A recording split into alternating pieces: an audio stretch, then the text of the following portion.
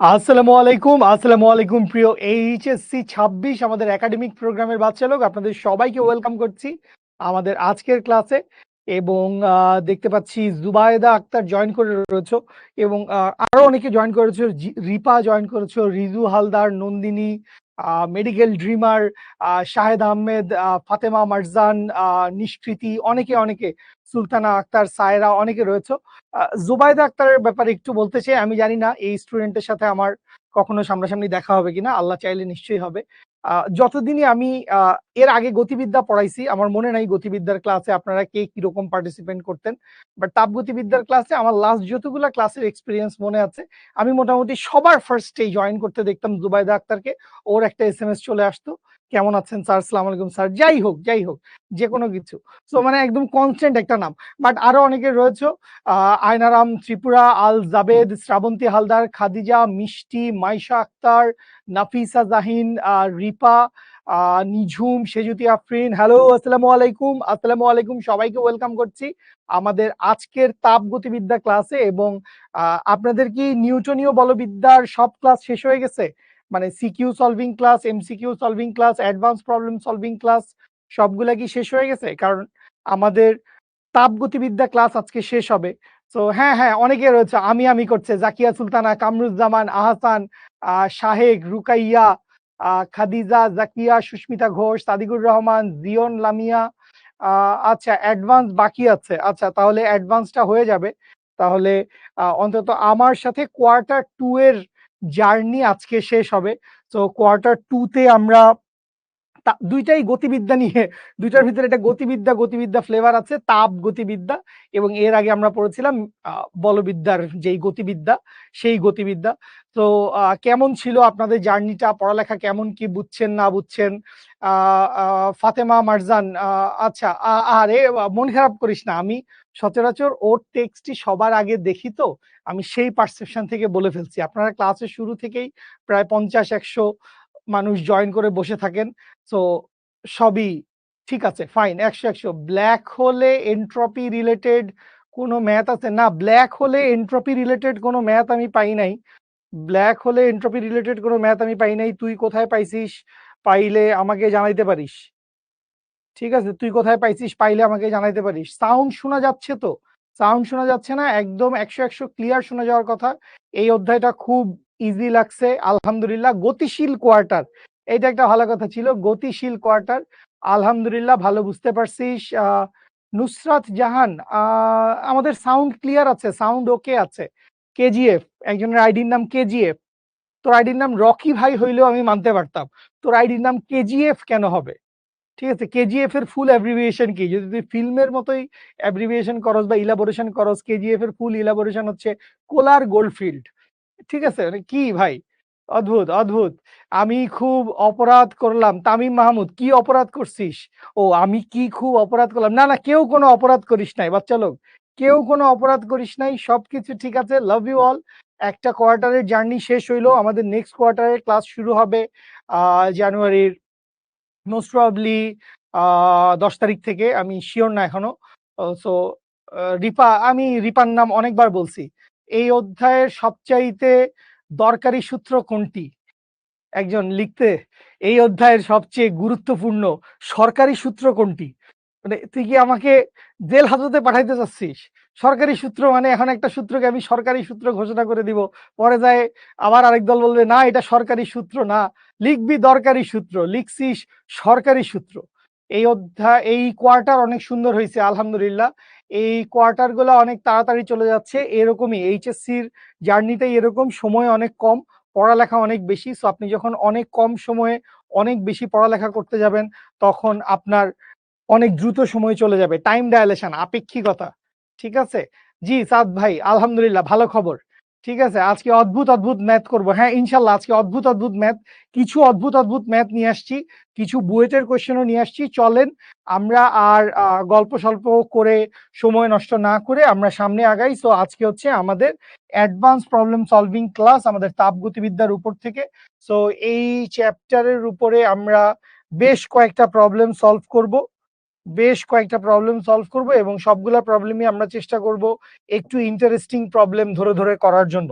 সেরকম ভাবে আমি স্লাইডটা গুছায় আনছি। সানজিদা, সানিয়া বেগমের নাম বলেন। সানজিদা কমেন্ট করছে সানিয়া বেগমের নাম বলেন। থানিয়া বানানটা তুই লিখছিস। আরে আমি 100% শিওর তোর নামটা এরকম না। সানিয়া, তোর নামটা কি আসলেই সানিয়া? হওয়া উচিত না, তোর নামটা হওয়া উচিত ছিল সানিয়া, দন্তাস স দিয়ে হওয়া উচিত ছিল, কিন্তু তুই কেন ছ দিয়ে লিখছিস আমি ঠিক জানি না। আচ্ছা, যাই হোক, আজকে বাংলা বানান শেখার ক্লাস না, ঠিক আছে? আমরা বাংলা বানানের দিকে ফোকাস না করে আমরা একটু ফিজিক্সের দিকে মনোনিবেশ করি। তো চলেন আমরা আমাদের ক্লাসটা শুরু করি। প্রথমে বেশ সহজ একটা ম্যাথ আমরা দেখতে পাচ্ছি, একটু ইন্টারেস্টিং ম্যাথ, একটু সহজ একটা ম্যাথ। তো কি বলা হয়েছে, উক্ত লেখচিত্র থেকে একটা লেখচিত্র দেওয়া আছে। তো এই লেখচিত্রটা আমরা যদি একটু খেয়াল করি, লেখচিত্রটা দেওয়া আছে ডিগ্রি সেলসিয়াস এবং ডিগ্রি ফারেনহাইট। এক্স এক্সিস বরাবর দেওয়া আছে হচ্ছে ডিগ্রি ফারেনহাইট এবং ওয়াই এক্সিস বরাবর দেওয়া আছে হচ্ছে ডিগ্রি সেলসিয়াস। একটা অ্যাঙ্গেল দিয়ে দেওয়া আছে হচ্ছে থিটা।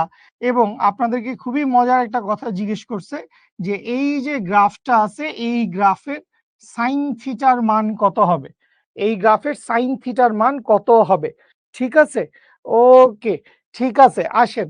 সো এই গ্রাফের সাইন থিটার মান কত হইতে হবে, তো এটা বের করার জন্য আমরা যেই অ্যাপ্রোচে আগাইতে পারি সেটা হচ্ছে, খেয়াল করেন, ওয়াই এক্সিস বরাবর কি দিয়ে দেওয়া আছে? ওয়াই এক্সিস বরাবর দেওয়া আছে ডিগ্রি সেলসিয়াস এবং এক্স এক্সিস বরাবর দেওয়া আছে হচ্ছে ডিগ্রি ফারেনহাইট। সো এই জায়গা থেকে আমি যেটা বুঝলাম যে আমাদের তাপমাত্রার স্কেলের যে সম্পর্ক আছে ওই সম্পর্কটা একটু কাজে লাগাইতে হবে। তো সম্পর্কটা যদি আমি কাজে লাগাই, আমি লিখতে পারবো হচ্ছে c/5 ইজ ইকুয়ালস টু হচ্ছে f-32 ডিভাইডেড বাই হচ্ছে 9, বা এইখান থেকে 5 দিয়ে গুণ করে দেই ওই পাশে, বা c ইকুয়ালস টু লেখা যাবে হচ্ছে f into 5/9 minus 32 into 5 divided by 9, বা এইখান থেকে লিখতে পারবো হচ্ছে c ইজ ইকুয়ালস টু হচ্ছে 5/9 of 5/9 of f minus 160 divided by 9। এইটুকু পর্যন্ত আশা করি বুঝতে পারি, এইটুকু পর্যন্ত আশা করি সবাই বুঝতে পেরেছি। সো এইটুকু পর্যন্ত যদি বুঝতে পারি তাহলে এইবার আমরা একটু এই ইকুয়েশনটার দিকে ফোকাস করি। লাস্টে আমরা যে ইকুয়েশনটা বাইর করলাম, লাস্টের এই ইকুয়েশনটার দিকে আমরা একটু ফোকাস করি। আমরা এইখানে কি দেখতে পাচ্ছি, এত মোটা হয়ে আসতেছে কেন? স্টিল ঠিক আছে, ওকে। তাহলে এই যে ইকুয়েশনটা আছে, খেয়াল করো এই গ্রাফে আমি কি দেখতে পাচ্ছি, এই গ্রাফটা হচ্ছে একটা সরল রেখা। গ্রাফটা কি? একটা সরল রেখা। আমরা একটু জিওমেট্রির কনসেপশন কাজে লাগাই। সো এই যে গ্রাফটা আছে সরল রেখা, সরল রেখার ইকুয়েশনের সাথে মিলায় এই জিনিসটাকে, এই জিনিসটাকে দেখো তুমি কি লিখতে পারবা? তুমি লিখতে পারবা y ইজ ইকুয়ালস টু হচ্ছে mx প্লাস c। এই সমীকরণটার সাথে মিলে না? y equals to mx plus c, এই সমীকরণটার সাথে মিলে যায়। সো এই সমীকরণটার সাথে তুমি যদি তুলনা করো, সো তুলনা করলে তুমি আসলে কি পাবা? তুলনা করলে তুমি আসলে পাবা হচ্ছে ঢাল m সমান সমান কি? ঢাল m সমান সমান হচ্ছে 5 ডিভাইডেড বাই 9, ইজন্ট ইট? ঢাল m সমান কি? ঢাল m সমান সমান হচ্ছে 5 ডিভাইডেড বাই 9। এখন যে কোনো একটা সরল রেখার ঢাল, যে কোনো একটা সরল রেখার ঢাল আমরা কি জানি? যে কোনো একটা সরল রেখার ঢাল হচ্ছে, ঢাল সমান সমান হচ্ছে tan থিটা। ঢাল সমান কি? ঢাল সমান হচ্ছে tan থিটা, যেখানে থিটা হচ্ছে এক্স এক্সিসের ধনাত্মক দিকের সাথে উৎপন্ন কোণ। তাহলে এই যে ঢাল সমান tan থিটা, এই জিনিসটা আপনি জানলেন, এই জিনিসটা আপনার জীবনকে অনেক সুন্দর করে দিবে। কিভাবে এই জিনিসটা আপনার জীবনকে অনেক সুন্দর করে দিবে? আসেন আমরা এইখান থেকে যদি একটু সামনের দিকে ফোকাস করি, আমি কি লিখতে পারবো? সুতরাং থিটা সমান সমান কি? থিটা সমান সমান হচ্ছে tan inverse 5 divided by 9। Theta সমান হচ্ছে tan ইনভার্স 5/9 বা এইখান থেকে থিটার একটা ভ্যালু তুমি পেয়ে যাবা। থিটার ভ্যালুটা কত একটু দেখে ফেলি আমরা। শিফট 10 5/9 করলে আসে হচ্ছে 29.055, 29.055 ডিগ্রি। সুতরাং এইখান থেকে সাইন থিটার মান চলে আসবে, sine theta is equals to হচ্ছে সাইন অফ 29.055 ডিগ্রি। সাইন 30-র মান কত? সাইন 30-র মান হচ্ছে হাফ, তাহলে এইটার মান হাফ বা 0.5-এর কাছাকাছি কিছু একটা আসবে। সো সাইন অফ অ্যান্সার করলে আসে হচ্ছে 0.486। এটা ক্যালকুলেশন করলে আমি পাবো হচ্ছে 0.486, এই হচ্ছে অ্যান্সার। সো এইখান থেকে আমরা হচ্ছে সাইন থিটার মানটা কত জেনে গেলাম। গুড। জুনায়েদ, সাদিকুর রহমান, মেহেদি হাসান, তাওহিদ, বিনতি মনি, আরো অনেকেই রিপ্লাই করেছো। বুঝতে পারছেন সবাই? সবাই বুঝতে পারছেন? তো এখান থেকে দুইটা জিনিস আমরা কাজে লাগাইতে পারছি। কি কি? একটা হচ্ছে যেহেতু আমার ওয়াই এক্সিস বরাবর, যেহেতু আমার ওয়াই এক্সিস বরাবর ডিগ্রি সেলসিয়াস দেওয়া আছে এবং এক্স এক্সিস বরাবর ডিগ্রি ফারেনহাইট দেওয়া আছে, সেহেতু আমি শুরুতে কি করব? আমি শুরুতে হচ্ছে সেলসিয়াস এবং ফারেনহাইট স্কেলের সম্পর্কের যে সূত্রটা আছে সেটা নিয়ে কাজ শুরু করব। তো ওখান থেকে একটা রেগুলার ফর্ম বানানোর পরে আমি দেখলাম যে এই ইকুয়েশনটা হচ্ছে সরল রেখার সমীকরণের মতো, অর্থাৎ y equals to m x plus c এর মতো। তো ওইটার সাথে মিলায় হচ্ছে ট্যান থিটার মান থেকে থিটার ভ্যালুটা বের করছি, এরপর সাইন ফাংশন বসায় ক্যালকুলেশন করেছি। আশা করি সবাই বুঝতে পেরেছি সঠিকভাবে। আশা করি সবাই বুঝতে পেরেছি। ঠিক আছে, ওকে, চলেন সামনে আগাই, চলেন সামনে আগাই। আচ্ছা, এখানে দেখেন বেশ মিষ্টি মধুর একটা কোয়েশ্চেন আমাদেরকে বলে দেওয়া আছে। চলেন আমরা একটু কোয়েশ্চেনটা পড়ি। আমাদেরকে বলছে পৃথিবীর গড় ব্যাসার্ধ 6400 কিলোমিটার এবং পৃথিবীর উপাদানের আপেক্ষিক তাপ 630 জুল পার কেজি কেলভিন। তার মানে এইখানে দেওয়া আছে হচ্ছে রেডিয়াসের ভ্যালু, এইখানে দেওয়া আছে হচ্ছে আপেক্ষিক তাপের মান।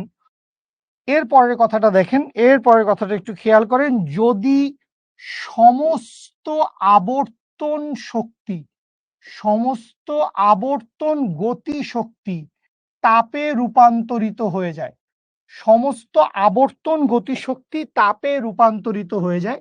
সো ওই লাইনটা থেকে আমরা কাজ করি।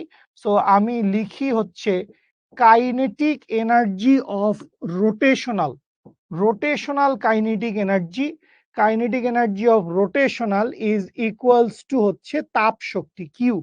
সমস্ত গতিশক্তি তাপ শক্তিতে রূপান্তরিত হয়েছে, এবং কি ধরনের গতিশক্তি? আবর্তন গতিশক্তি, বা এই যে আবর্তন গতিশক্তি বলা আছে এই কথাটার মানে কি? এই কথাটার মানে হচ্ছে ঘূর্ণন গতিশক্তি, ঘুরছে।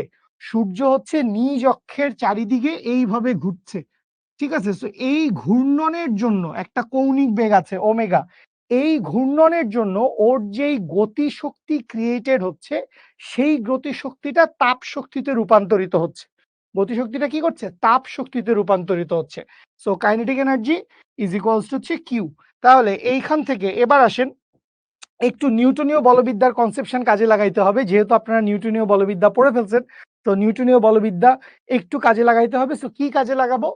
ঘূর্ণন গতিশক্তি বা কৌণিক গতিশক্তি। ঘূর্ণন গতিশক্তি, কৌণিক গতিশক্তি, আবর্তন গতিশক্তি সব একই কথা। তো ঘূর্ণন গতিশক্তি সমান আমরা কি জানি? Half I omega square is equals to q সমান সমান কি লিখবো? কিউ সমান সমান লিখবো হচ্ছে এম এস ডেল থিটা, বা এইখান থেকে হাফ ইনটু, এবারে আসেন হচ্ছে পৃথিবী। এই যে পৃথিবীটা আছে, পৃথিবীটা কিরকম গোলক? আমি ধরে নিলাম হচ্ছে পৃথিবীটা হচ্ছে এক ধরনের নিরেট গোলক। পৃথিবীটা কি? নিরেট গোলক। তাহলে নিরেট গোলকের জড়তার ভ্রামক আই দিয়ে আমরা কি বুঝাই বাবু? আই দিয়ে আমরা বুঝাই হচ্ছে মোমেন্ট অফ ইনার্শিয়া বা জড়তার ভ্রামক। তো এই মোমেন্ট অফ ইনার্শিয়া সমান কি হবে? 2/5 of m r square, 2/5 of m r square. So half into I এর জায়গায় কি লিখবো? আই এর জায়গায় লিখবো হচ্ছে 2/5 of m r square into আমরা কি জানি ভি সমান আমরা জানি হচ্ছে r omega. V equals to আমরা কি জানি, ভি ইকুয়ালস টু আমরা জানি আর ওমেগা। তাহলে এইখান থেকে ওমেগা সমান লিখা যাবে হচ্ছে v divided by r. Omega সমান কি লিখতে পারবো, ভি ডিভাইডেড বাই আর। তাহলে ওমেগা স্কোয়ার সমান লিখতে পারবো v square divided by r square is equals to হচ্ছে এম এস ডেল থিটা। তাহলে এই জায়গায় দেখেন বেশ কিছু জিনিসপত্র কাটাকাটি চলে যায় আমাদের। কি কি কাটাকাটি যায়, এখানে 2 আর 2 কাটাকাটি করে ফেলি, এই পাশের এম এর সাথে এই পাশের এম কাটাকাটি করে ফেলি, এই আর স্কোয়ারের সাথে এই আর স্কোয়ার কেটে দেই।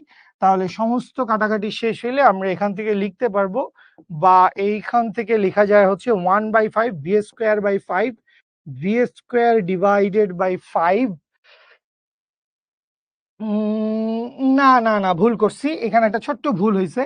এই সূত্র দিয়ে ওমেগাটাকে রিপ্লেস করলে হবে না, বরং আমরা যেটা দিয়ে ওমেগাটাকে রিপ্লেস করতে পারবো সেইটা হচ্ছে ওমেগা সমান সমান হচ্ছে টোয়াইস পাই বাই টি, যেখানে টি সমান কি, টি সমান হচ্ছে 1 ডে। সো 1 ডে মানে কি, 1 ডে মানে হচ্ছে 24 ঘন্টা into 60 minute into 60 second. That means এইখান থেকে আসবে হচ্ছে 86,400 সেকেন্ড। সো একটু কারেকশন করছি, আমরা একটু কারেকশন করছি এর আগের লাইনটা। সেটা হচ্ছে ওমেগাটাকে আমি যেভাবে ভাঙাইতে চেয়েছিলাম ওমেগাটাকে সেইভাবে ভাঙাইলে কোনো লাভ নাই, কারণ আমাদের ভেলোসিটি দেওয়া নাই, বেগ দেওয়া নাই, কোনো ধরনের বেগের মানই দেওয়া নাই। সো এই জন্য আমরা যে কাজটা করব, আমরা লিখব, বা হাফ তো হাফ আছে, ইন্টু আই এর জায়গায় লিখব হচ্ছে 2/5 অফ এম আর স্কোয়ার। আর মানে হচ্ছে যেটা হচ্ছে পৃথিবীর ব্যাসার্ধ 6400 কিলোমিটার, ইন্টু ওমেগার জায়গায় লিখব হচ্ছে twice pi divided by T, টোটালটার উপরে দিব হচ্ছে স্কোয়ার, ইজ ইকুয়ালস টু লিখব হচ্ছে এম এস ডেল থিটা। আচ্ছা, এইবার এইখান থেকে আমাদের অল্প বিস্তর কিছু জিনিস কাটাকাটি যাবে। এই পাশে 2 আর 2 কেটে দেই, এই পাশে এম এর সাথে এম কেটে দেই। তাহলে আলটিমেটলি আমার এখান থেকে কি থাকছে খেয়াল করো, আমার এখান থেকে থাকছে, বা এখানে আসে হচ্ছে 4 pi square r square. So 4 pi square r square divided by হচ্ছে 5 t square is equals to হচ্ছে এস ইন্টু ডেল থিটা, বা এইখান থেকে লেখা যাবে হচ্ছে ডেল থিটা সমান সমান কি, ডেল থিটা সমান সমান হচ্ছে 4 pi square r square divided by 5 t square into s. এবার এইখানে সবকিছুর মান তুমি বসায় দাও, সবকিছুর মান যদি তুমি এখান থেকে বসায় দাও তাহলে কি আসবে, 4 ইন্টু পাই স্কোয়ারের ভ্যালু আমি সরাসরি লিখলাম 9.87, এইটাই আসবে, ইন্টু আর স্কোয়ারের ভ্যালু হচ্ছে 6400 কিলোমিটার দেওয়া আছে, তাই 6400 ইন্টু 10 কিউব, মিটারে কনভার্ট করে দিছি, মিটারে কনভার্ট করে দিছি, এই জন্য 10 কিউব দিয়ে গুণ করছি, মিটারে কনভার্ট করে দিছি 10 কিউব দিয়ে গুণ করছি। 0.95 বলতেছো কেউ কেউ, আমি এখনো ক্যালকুলেশন করি নাই, অ্যান্সারটা এখনো বলতে পারছি না। 5 ইন্টু হচ্ছে 86,400 টোটালটার উপরে স্কোয়ার, ইন্টু এস এর ভ্যালু হচ্ছে 630 জুল পার কেজি কেলভিন।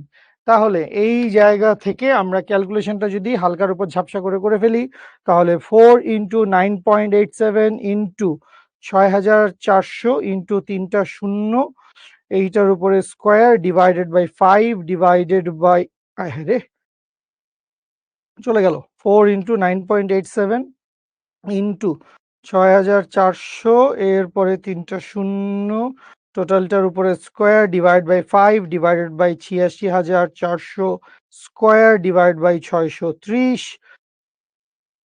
হ্যাঁ, স্কোয়ার করি নাই, 86,400 ডিভাইডেড বাই 630, টোটালটার উপরে স্কোয়ার দিয়েছি, টোটালটার উপরে স্কোয়ারও দিয়েছি। 68.77, এত বেশি তাপমাত্রাও তো বাড়ার কথা না। হ্যাঁ ঠিক আছে, তো 68.77 আসছে। 68.77 আসছে, বা এইখান থেকে ডেল থিটা সমান কি লিখতে পারি? ডেল থিটা সমান লিখতে পারি হচ্ছে 68.77 কেলভিন। 68 যেহেতু আমাদের এইখানে এককটা দেওয়া আছে জুল পার কেজি কেলভিনে, অবশ্য ডেল থিটা ডিগ্রি সেলসিয়াস এককে বাইর হইলে যা হবে কেলভিন এককে বাইর হইলেও তাই হবে। সো সমস্যা নাই। সো এই হচ্ছে আমাদের অ্যান্সার। বুঝতে পারছেন সবাই? সবাই বুঝতে পারছি বাচ্চা লোক? সো কেউ কেউ যে 0.9 সামথিং একটা অ্যান্সার বলছিলেন, ওইটা হবে না, বুঝলাম আর কি। আমরা 0.9 সামথিংটা অ্যান্সার হওয়ার কথা না। বিন্তিমণি ভাইয়া, আমরা কিভাবে বুঝবো এই সূত্র হবে? কোন সূত্র হবে? সূত্র তো আমরা শুরু থেকে বলে আসছি। তুমি কি শুরু থেকে ছিলে না এই অঙ্কটার? আলভি রহমান, তুমি শুরু থেকে ছিলে না বোধহয়। দেখো তোমাকে বলছে কি, তোমাকে কোয়েশ্চেনে বলে দেওয়া হয়েছে কি, তোমাকে কোয়েশ্চেনে বলে দেওয়া হয়েছে সমস্ত আবর্তন গতি শক্তি তাপে রূপান্তরিত হয়ে যায়। আবর্তন গতিশক্তি মানে কি? আবর্তন গতিশক্তি মানে ঘূর্ণন গতিশক্তি। তাই এই জায়গায় সমস্ত আবর্তন গতিশক্তিকে তাপ শক্তিতে রূপান্তরিত করে দিলাম। তো ঘূর্ণন গতিশক্তি সমান হাফ আই ওমেগা স্কোয়ার, তাপ শক্তি সমান এম এস ডেল থিটা, যেহেতু তাপমাত্রা বৃদ্ধির কথা বলছে। তাইলে আই এর জায়গায়, আই মানে কি? জড়তার ভ্রামক। ধরে নিছি পৃথিবীটা হচ্ছে একটা নিরেট গোলক। সো পৃথিবীটা যদি একটা নিরেট গোলক হয়, তাহলে তার জড়তার ভ্রামক কি হবে? জড়তার ভ্রামক হবে 2/5 mr স্কোয়ার। 2/5 mr square. তাহলে এইখান থেকে লিখছি 2/5 mr স্কোয়ার। ওমেগার জায়গায় লিখছি twice pi by t. Omega সমান twice pi by t. T এর জায়গায় মান বসাই দিছি, ক্যালকুলেশন করছি। ব্যাস। একজন জিজ্ঞেস করছে আহ মিশাল বড়ুয়া, এস কেন নিচে বসছে? সবই আল্লাহর ইচ্ছা। ওরে গর্ধব, এই পাশে এস গুণ আকারে ছিল, তো এস নিচেই তো বসবে। কোথায় বসবে? তুই ডেল থিটার মান বের করতে চাচ্ছিস, তো এসটাকে এই পাশে পাঠাই দিবি না? পায়ের তলে, পায়ের তলে পাঠাই দিবি না? টি স্কোয়ারের সাথে গুণ দিয়ে দিবে না? কোনো শর্টকাট আছে? এসব শর্টকাট খোঁজার ধান্দা বাদ দেন না বস। ওই পান এইসব অঙ্কর শর্টকাট। আব্দুল্লাহ, আরেকবারও স্প্যামিং করবা না, আর একবারও স্প্যামিং করবা না। পৃথিবী উপরে নিচে খানিকটা চাপা, কমলা লেবু আকৃতি। হ্যাঁ, আমরা এগুলা জানি, বাট আমরা যেহেতু আসলে প্রমাণ কেসে আমরা ম্যাথ সলভ করছি, সো আমরা এত ছোটখাটো জিনিস আমরা দেখি না। হ্যাঁ, উত্তর দক্ষিণে একটু চাপা, এটা নিয়ে আমার দেখার কিছু নাই। উত্তর দক্ষিণে চাপা হয়েছে, চাপা, আমি কি করব? ঠিক আছে, বুঝতে পারছেন? ওকে ফাইন, চলেন আমরা পরের ম্যাথটা সলভ করি। এইটা বেসিক্যালি কাইন্ড অফ শক্তির রূপান্তর। জড়তার ভ্রামকের সূত্রটা আজকে প্রথম দেখছিস? ইম্পসিবল ব্যাপার। আমি এটা বিশ্বাসই করতে চাই না যে শুভ ভাইয়া তোদেরকে পুরো নিউটনীয় বলবিদ্যা পড়াইছে এবং শুভ ভাই তোদেরকে এই জিনিসটা জানান নাই যে নিরেট গোলকের জড়তার ভ্রামক 2/5 mr স্কোয়ার। ঠিক আছে, এইটা জড়তার ভ্রামক নিরেট গোলকের ক্ষেত্রে এটা শুভ ভাই পড়ায় নাই, এটা আমি বিশ্বাস করি নাই। জয়, ঠিক আছে, বুঝতে পারছেন? আমি বিশ্বাস করি নাই। এই যে সবাই কমেন্ট করতেছে শুভ ভাইয়া পড়াইছে, শুভ ভাইয়া পড়াইছে, কে বলছে? দেখতেছি ওকে করাইছে, অবশ্যই করাবে, কেন করাবে না? এত বেসিক জিনিস অবশ্যই ভাইয়া পড়াবেন। ভাইয়া আরো এক্সট্রা 10টা জিনিস পড়াই দিছেন। ঠিক আছে, ঝরঝরা বন্যা বানায় দিছে, দেখো কত চমৎকার। অবশ্যই পড়াইছে। আসি সামনে যাই। আচ্ছা, এরপরে আসেন, আমরা আরো একটা ম্যাথ দেখতে পাচ্ছি। এইটাতেও শক্তির রূপান্তরের কিছু কনসেপশন কাজে লাগছে। সেটা হচ্ছে 6 কেজি ভরের একটি বরফের খণ্ডকে অপর একটি অনুভূমিক বরফের তলের উপর দিয়ে 50 মিটার টেনে নিয়ে যাওয়া হলো। বিশাল কাহিনী করে ফেলছে। কাহিনী এখানে অতি বিশাল। কাহিনী কি হয়েছে? এইখানে মনে করেন একটা অনেক বড় একটা বরফের টুকরা টুকরা কিছু একটা ছিল। আচ্ছা, খুব ভালো কথা। এবার এই বরফের টুকরার উপর দিয়ে 6 কেজি ভরের এক টুকরা বরফকে, এটার ভর কত? এইটার ভর আমি মনে করলাম এইটার ভর হচ্ছে 6 কেজি। এই বরফের টুকরার ভর কত? এই বরফের টুকরার ভর হচ্ছে 6 কেজি। সো এই 6 কেজি বরফের টুকরাকে 50 মিটার টেনে নিয়ে যাওয়া হলো। তাইলে এইখান থেকে টান দিছে, টেনে হচ্ছে 50 মিটার নিয়ে গেছে, ধরে নিলাম এইখানে নিয়ে আসছে। জিনিসটা এইখানে ছিল,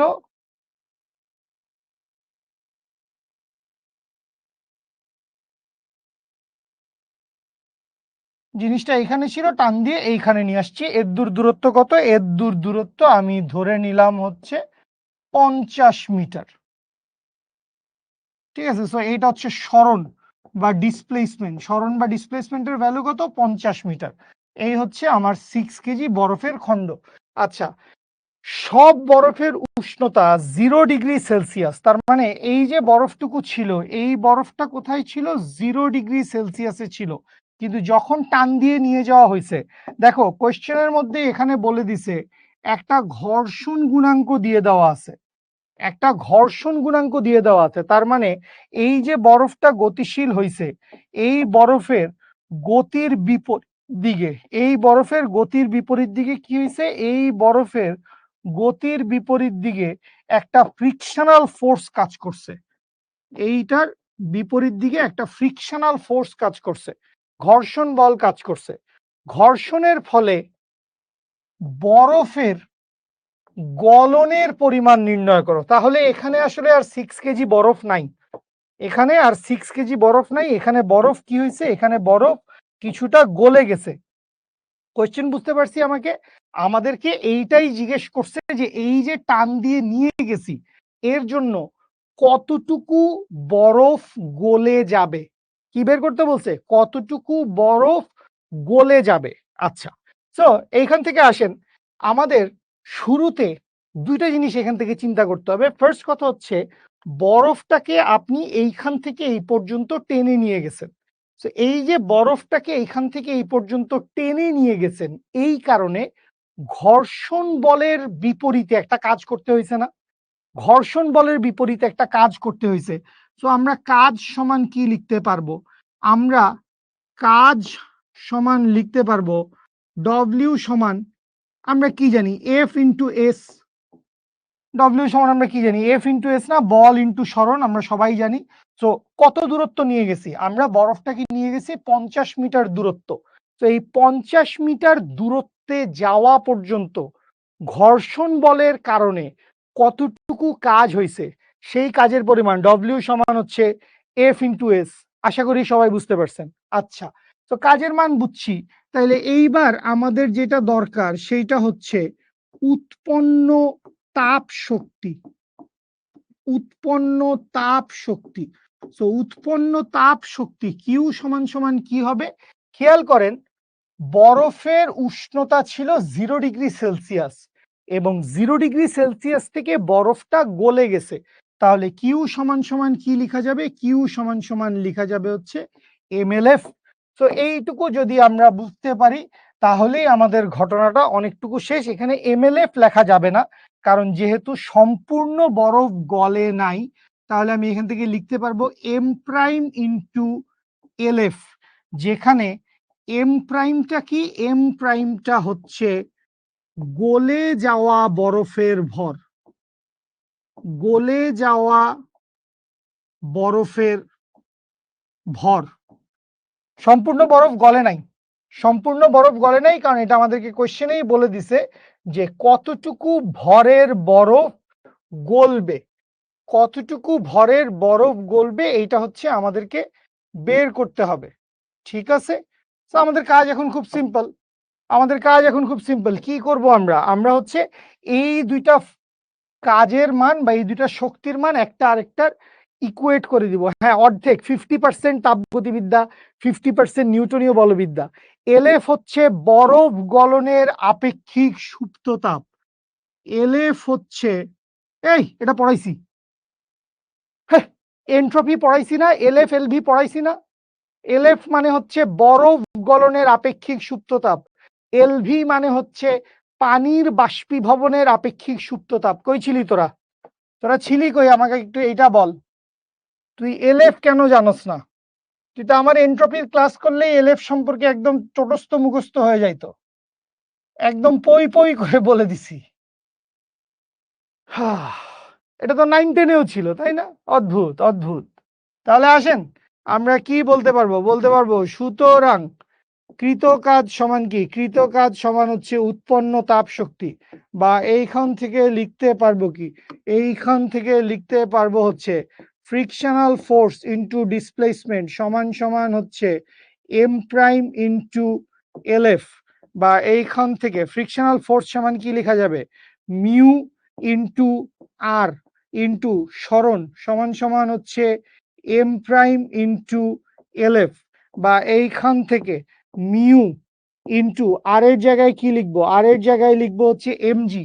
কারণ কি? কারণ এই বস্তুটার ওজন কাজ করতেছে কোন দিকে? ওজন কাজ করতেছে খাড়া নিচের দিকে। ওজন কাজ করতেছে কোন দিকে? ওজন কাজ করছে এটার খাড়া নিচের দিকে। সো ওজন যদি খাড়া নিচের দিকে কাজ করে, রিয়াকশন ফোর্স কাজ করছে উপরের দিকে। সো এই জায়গায় ডব্লিউ সমান কি? ডব্লিউ সমান হচ্ছে এমজি, এটা বেসিক্যালি ওয়েট বুঝাচ্ছি। সো এই জায়গায় রিয়াকশন ফোর্স সমান কি হবে? রিয়াকশন ফোর্স সমানও এমজি হবে। ঠিক আছে, তাহলে এইখান থেকে mu into MG into S সমান সমান হচ্ছে এম প্রাইম ইন্টু এলএফ। এইটুক পর্যন্ত যদি বুঝে থাকি আমরা, তাহলে আমাদের অঙ্ক শেষ। এইটুক পর্যন্ত বুঝতে পারলেই আমাদের অঙ্ক শেষ। কি করব আমরা সামনে? জাস্ট ক্যালকুলেশনটা করবেন, আর কিচ্ছু করার দরকার নাই। কি ক্যালকুলেশন করবেন? এই পাশ থেকে দেখেন, আমরা এম প্রাইমের মান বের করতে চাচ্ছি, তাইলে আমি কি লিখতে পারবো? আমি লিখতে পারবো বা এম প্রাইম সমান সমান হচ্ছে mu m g s, mu into m g s divided by হচ্ছে এলএফ, ডিভাইড বাই হচ্ছে এলএফ। খুব ছোট একটা মান আসবে বোধহয়। মিউ এর মান কত? মিউ এর মান হচ্ছে 0.03, এম এর মান হচ্ছে 6, জি এর মান হচ্ছে 9.8, এস এর মান হচ্ছে 50, এলএফ এর মান হচ্ছে 336,000। তাহলে এইখান থেকে ক্যালকুলেশন করি। এইখান থেকে ক্যালকুলেশন করলে ছোট একটা মান আসবে 0.03 into 6 into 9.8 into 50 divided by 336,000। ঠিকঠাক যদি ক্যালকুলেশন করে থাকি, তাহলে আসে হচ্ছে 2.63 ইন্টু 10⁻⁻4। 2.63 খুবই negligible value, into 10⁻⁻4 KG. So এইটুকুই হচ্ছে গলে যাওয়া বরফের ভর। এইটুকু হচ্ছে গলে যাওয়া বরফের ভর, এম প্রাইম। এম প্রাইম সমান হচ্ছে এইটা। কে যেন জিজ্ঞেস করছে ডব্লিউ সমান কিউ কেন হইছে? এই কোয়েশ্চেনটা পড়েন। আপনাকে বলছে একটা বরফ খণ্ডকে অন্য একটা বরফ খণ্ডের উপর দিয়ে 50 মিটার টেনে নিয়ে গেছেন, যেই তলের একটা ঘর্ষণ গুণাঙ্ক দেওয়া আছে। তার মানে ঘর্ষণের ফলে কি হয়েছে? ঘর্ষণের ফলে কিছুটা তাপ শক্তি উৎপন্ন হয়েছে। যে কোনো ফ্রিকশন, যে কোনো ঘর্ষণ সবসময় তাপ শক্তি উৎপন্ন করবে। তো ঘর্ষণের কারণে তাপ শক্তি উৎপন্ন হয়েছে, যেই তাপ শক্তির কারণে আপনাকে বরফটা গলতে সাহায্য করছে। তাইলে বরফ গলতে সাহায্য করছে কে? বরফ গলতে সাহায্য করছে উৎপন্ন তাপ শক্তি। এই তাপ শক্তি কিভাবে উৎপন্ন হয়েছে? এক টুকরা বরফকে ঘষে ঘষে এই বরফের টুকরোর উপর দিয়ে ঘষতে ঘষতে নিয়ে যাওয়া হয়েছে, বা অনুভূমিক তলের উপর এরকম করে নিয়ে গেছি, এই জন্য ঘর্ষণ হয়েছে। তো ঘর্ষণ, এই ঘর্ষণের ফলে কি হয়েছে? এই ঘর্ষণের ফলে তাপশক্তি উৎপন্ন হয়েছে, এই জন্য বস্তুটা গলে গেছে। তো এই কারণে আমরা লিখতে পারছি কি? এই কারণে আমরা লিখতে পারছি হচ্ছে ডব্লিউ সমান সমান কিউ। ডব্লিউ সমান সমান কিউ। এই আরমান না কে রে? এটা আরমান হোসেন। কি বুঝোস নাই? আরমান হোসেন কোন জায়গাটা বুঝোস নাই ভাইয়া? আরমান হোসেন কোন জায়গা বুঝোস নাই? এটা খুব সহজ, খুব সহজ। মেজবা হোসেন আমাদেরকে জানাইছে হামজা বাংলাদেশের হয়ে খেলবে। বেশ দারুণ ইনফরমেশন। এই একটা ইনফরমেশন তোর জীবনে তাপগতিবিদ্যার উপর অনেক প্রভাব রাখবে। জীবনে তুই অনেক আগায় যাবি, বুয়েটের সব ম্যাথ পারবি। দারুণ ইনফরমেশন, ভেরি ইন্টারেস্টিং। হামজা বাংলাদেশের হয়ে খেলবে। আমি অনেকদিন ধরে বাংলাদেশের খেলা ফলো করি না, আমি জানি না আসলে কোন প্লেয়ার। সহজ বলে। সহজ না সুস্মিতা আপু? কত সহজ!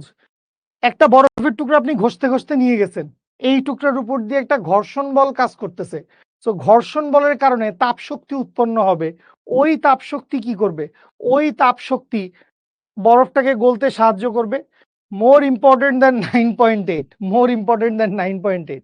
ঠিক আছে, Tasmia Tabassum, thank you sir, thank you.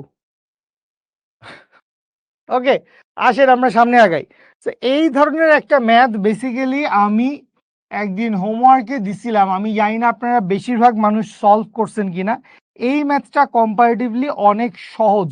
তো ম্যাথটা আমি, কেউ কেউ বলছিলেন ম্যাথটা করাই দিতে, যদিও আমি এই ম্যাথ করানোর তেমন হচ্ছে গুরুত্ব দেখি না, কারণ আপনারা যদি আসলে ওই কিসের সমচাপ সম আয়তন এই দুইটা প্রসেস সম্পর্কে জানেন, সমচাপ সম আয়তন এই দুইটা প্রসেস সম্পর্কে জানেন, তাইলেই এই সূত্রটা বা এই ম্যাথটা আপনি সলভ করে ফেলতে পারবেন। মিশাল বড়ুয়া লিখছে এলএফ সমান 336,000 কিভাবে? এইটা এক্সপেরিমেন্ট করে পাওয়া গেছে পানির গলনের আপেক্ষিক সুপ্ততাপ, এইটা মুখস্থ রাখবেন, এইটা একটা ধ্রুবক। পানির গলনের, সরি পানির গলন বলে তো কিছু হয় না, বরফ গলনের আপেক্ষিক সুপ্ততাপ, বরফ গলনের আপেক্ষিক সুপ্ততাপ হচ্ছে LF, latent heat of fusion. এটা এন্ট্রপির ক্লাসে পড়াইছিলাম, এন্ট্রপির ক্লাসে পড়াইছিলাম, লেকচার নাম্বার 8, লেকচার নাম্বার 8 এন্ট্রপির ক্লাসে পড়াইছি। ঠিক আছে, আচ্ছা আসেন কোশ্চেনে কি বলছে আসেন খেয়াল করি। কোন একটি সিস্টেমকে এ অবস্থান থেকে বি অবস্থানে এ সি বি পথে নেওয়া হলে সিস্টেমে ৮০ জুল তাপ প্রবাহিত হলো এবং সিস্টেম ৩০ জুল কাজ করলো। সো আমি ফার্স্টেই সলভ শুরু করি, আসেন আমরা কথাবার্তা কম বলে সলভের দিকে চলে যাই। সো এ সি বি পথে, সো এ সি বি পথে কি হয়েছে বাবুরা? এ সি বি পথে সিস্টেম যখন এ থেকে বি বিন্দুতে গেছে, অর্থাৎ এই এ বিন্দু থেকে যাত্রা শুরু করে এই পথ ধরে, এই পথ ধরে ও যখন বি বিন্দুতে গেছে, তখন কি হয়েছে? সিস্টেমে, কথাটা খেয়াল করো, সিস্টেমে ৮০ জুল তাপ প্রবাহিত হলো। এই কথাটার মানে কি?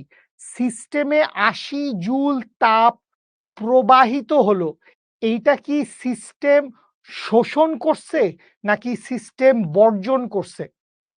সিস্টেমে ৮০ জুল তাপ প্রবাহিত হলো, এই কথাটার মানে কি? এই যে সিস্টেমে ৮০ জুল তাপ প্রবাহিত হলো, সিস্টেমটা কি তাপ শক্তি শোষণ করছে নাকি সিস্টেমটা তাপ শক্তি বর্জন করছে?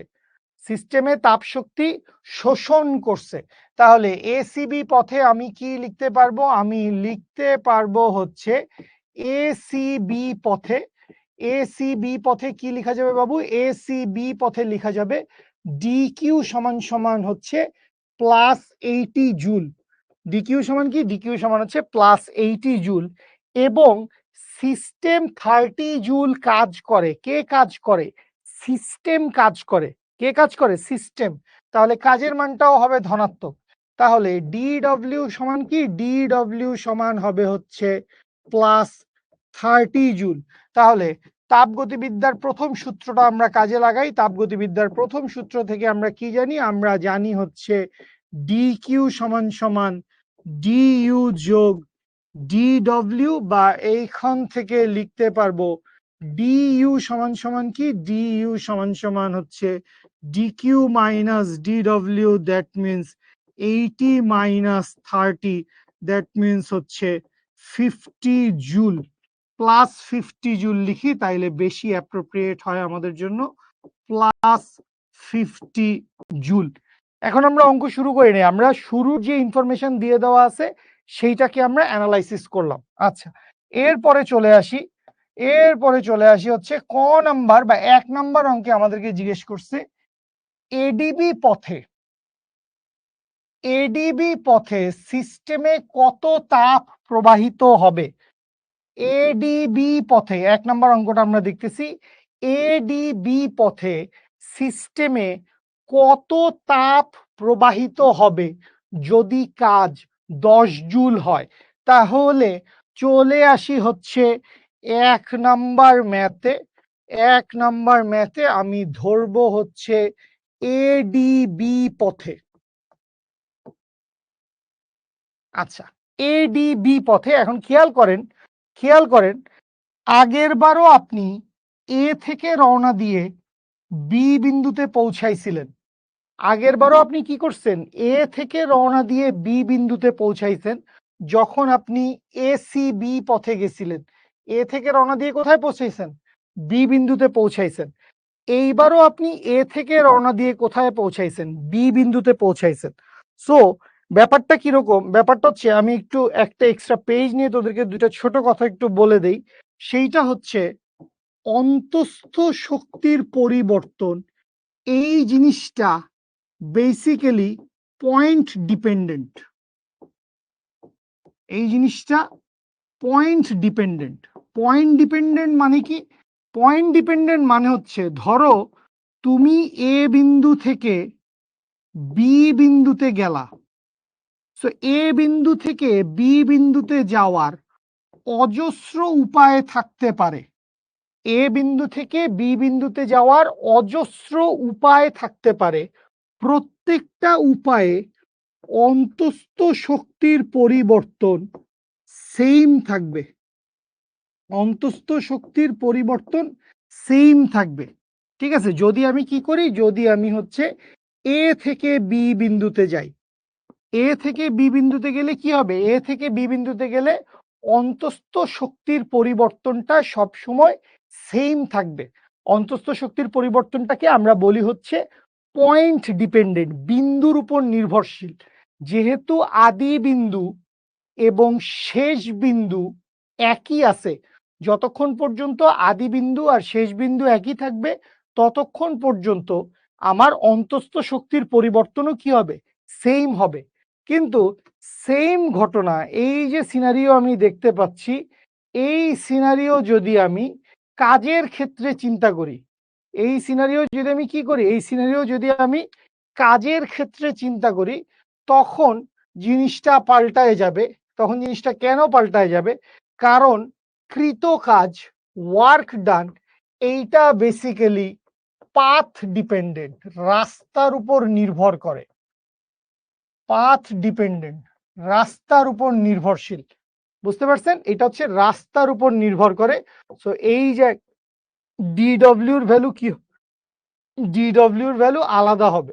এ থেকে বিতে গেছি, অনেকগুলো উপায়ে গেছি, প্রত্যেকটা উপায়ের জন্য ডিডব্লিউ হবে ভিন্ন ভিন্ন। প্রত্যেকটা উপায়ের জন্য ডিডব্লিউ কি হবে? ডিডব্লিউ হবে হচ্ছে ভিন্ন ভিন্ন। কারণ আদি বিন্দু ও শেষ বিন্দু একই। আদি বিন্দু এবং শেষ বিন্দু একই, অর্থাৎ তাপমাত্রার পার্থক্যটা সেম। তাপমাত্রার পার্থক্যটা সেম। আলটিমেটলি অন্তস্থ শক্তির পরিবর্তন মানে কি? অন্তস্থ শক্তির পরিবর্তন মানে হচ্ছে গতিশক্তির পরিবর্তন। অন্তস্থ শক্তির পরিবর্তন মানে কি? গতিশক্তির পরিবর্তন। গতিশক্তির পরিবর্তন ডিপেন্ড করে কার উপর? তাপমাত্রার উপর। তো এইখান থেকে ওইখানে যাওয়া, তার মানে হচ্ছে ইনিশিয়াল টেম্পারেচার এবং ফাইনাল টেম্পারেচার একই আছে। সো এই ডিমেনশনে, এই পয়েন্ট দুইটার ভিতরে পরিবর্তনের জন্য অন্তস্থ শক্তির ডিফারেন্স সবসময় সেম হবে, কোনো পার্থক্য হবে না। ঠিক আছে? আচ্ছা, তাহলে এইখান থেকে আমরা কি করতে পারি? আমরা বলতে পারি এডিবি পথে অন্তস্থ শক্তির পরিবর্তন কত? এডিবি পথে অন্তস্থ শক্তির পরিবর্তন হচ্ছে +50 জুল। আপনাকে বলছে কাজ করে কতদূর? কাজ হয় হচ্ছে 10 জুল। তাহলে ডিডব্লিউ সমান কি? ডিডব্লিউ সমান হচ্ছে +10 জুল। সুতরাং গৃহীত বা বর্জিত তাপ শক্তি সমান কি হবে? ডিইউ যোগ ডিডব্লিউ, দ্যাট মিনস +60 জুল আসবে আমাদের অ্যান্সার। দ্যাট মিনস আসবে হচ্ছে +60 জুল। এই হচ্ছে আমাদের 1 নাম্বারের অ্যান্সার। বুঝতে পারছি সবাই? সবাই বুঝতে পারছি? ডিকিউর ভ্যালু আসবে +60 জুল। ডিকিউর ভ্যালু +60 জুল। সানিয়া, এখন বুঝতে পারছেন কেন ডিইউ সেম হবে? অন্তস্থ শক্তির পরিবর্তনটা বিন্দুর উপর ডিপেন্ড করে। যদি আদি বিন্দু এবং শেষ বিন্দু একই থাকে, আদি বিন্দু এবং শেষ বিন্দু যদি একই থাকে, তাহলে অন্তস্থ শক্তির পরিবর্তনটাও একই হবে। আচ্ছা, তো এই তো গেল হচ্ছে আমাদের 1 নাম্বার ম্যাথ। চলে আসি এই জায়গায়, দেখি আমরা 2 নাম্বার ম্যাথটাকে কোনোভাবে সিস্টেম করে ফেলতে পারি কিনা। সো 2 নাম্বার ম্যাথটাকে আমরা যদি একটু সিস্টেম করতে চাই তাহলে চলে আসি এই জায়গায়। 2 নাম্বার ম্যাথের কোয়েশ্চেনটা পড়ছি। 2 নাম্বার ম্যাথের কোয়েশ্চেনে কি বলা আছে, যদি সিস্টেমকে বি থেকে এ তে সরাসরি আনা হয় তখন সিস্টেমের উপর 20 জুল কাজ হয়। খেয়াল করো কি বলছে, সিস্টেমের উপর 20 জুল কাজ হয়। তো আমরা কি জানি, আমরা বি থেকে এ তে সরাসরি ফেরত আসছি। খুব ভালো কথা, বি থেকে এতে সরাসরি ফেরত আসলাম। তাহলে সিস্টেমের উপর কাজ হয়েছে ডিডব্লিউ সমান কত, ডিডব্লিউ সমান আসবে হচ্ছে -20 জুল। ডিডব্লিউ সমান কি আসবে, ডিডব্লিউ সমান আসবে হচ্ছে -20 জুল। বুঝতে পারছি। আচ্ছা, জয় ওটা খুব খারাপ কাজ। সায়েন্সের কোনো কিছু উপরে ডিডব্লিউ সমান 30 লিখছি। হ্যাঁ, উপরেরটা তো এডিবি পথে, সরি এসিবি পথে, এসিবি পথে ডিডব্লিউ সমান 30। এইটা তো এডিবি পথে, এডিবি। সো এডিবি পথে ডিডব্লিউ সমান 10 জুল দেওয়া আছে। এডিবি পথে ডিডব্লিউ সমান 10 জুল। রিপা বলছে মাইনাস কেন, কই থেকে উঠে আসছিস তোরা? কি বলছে? সিস্টেমের উপর 20 জুল কাজ হয়। সিস্টেমের উপর কাজ হইলে মাইনাস হবে, জানি না আমরা এটা? মনে হচ্ছে তাপগতিবিদ্যার প্রথম ক্লাস করাইতে আসছি, মনেই হচ্ছে না অ্যাডভান্স প্রবলেম সলভিং এর ক্লাস। মানুষজন আমাকে জিজ্ঞেস করছে মাইনাস কেন। আধ্যাত্মিক, প্রচন্ড আধ্যাত্মিক ভাই। সিস্টেম কাজ করলে পজিটিভ, সিস্টেমের উপর কাজ করলে নেগেটিভ। সিস্টেম, আমি ভরসা হারায় ফেলতেছি। মানে রেগুলার ক্লাস করা স্টুডেন্টরা যখন আসলে জিজ্ঞেস করে যে কেন এটা মাইনাস হয়েছে, তখন আসলে আমার মানে বুকের উপর জগদ্দল পাথর চেপে বসে। সিস্টেমের উপর কাজ হয়েছে, সিস্টেমের উপর কাজ হয়েছে, তাই নেগেটিভ। আচ্ছা, এরপরে আসেন সিস্টেম কত তাপ গ্রহণ বা বর্জন করবে। তো আমাদের এটা যেটা দরকার এখানে অন্তস্থ শক্তির পরিবর্তন দরকার। আমাদের কি দরকার, অন্তস্থ শক্তির পরিবর্তন দরকার। এখন অন্তস্থ শক্তির পরিবর্তনের জন্য আসেন, ধরেন এখান থেকে আপনি কি করছিলেন, এ থেকে বিতে গেছেন, এ থেকে বিতে গেছেন, অলওয়েজ কি করছেন, এ থেকে বিতে গেছেন।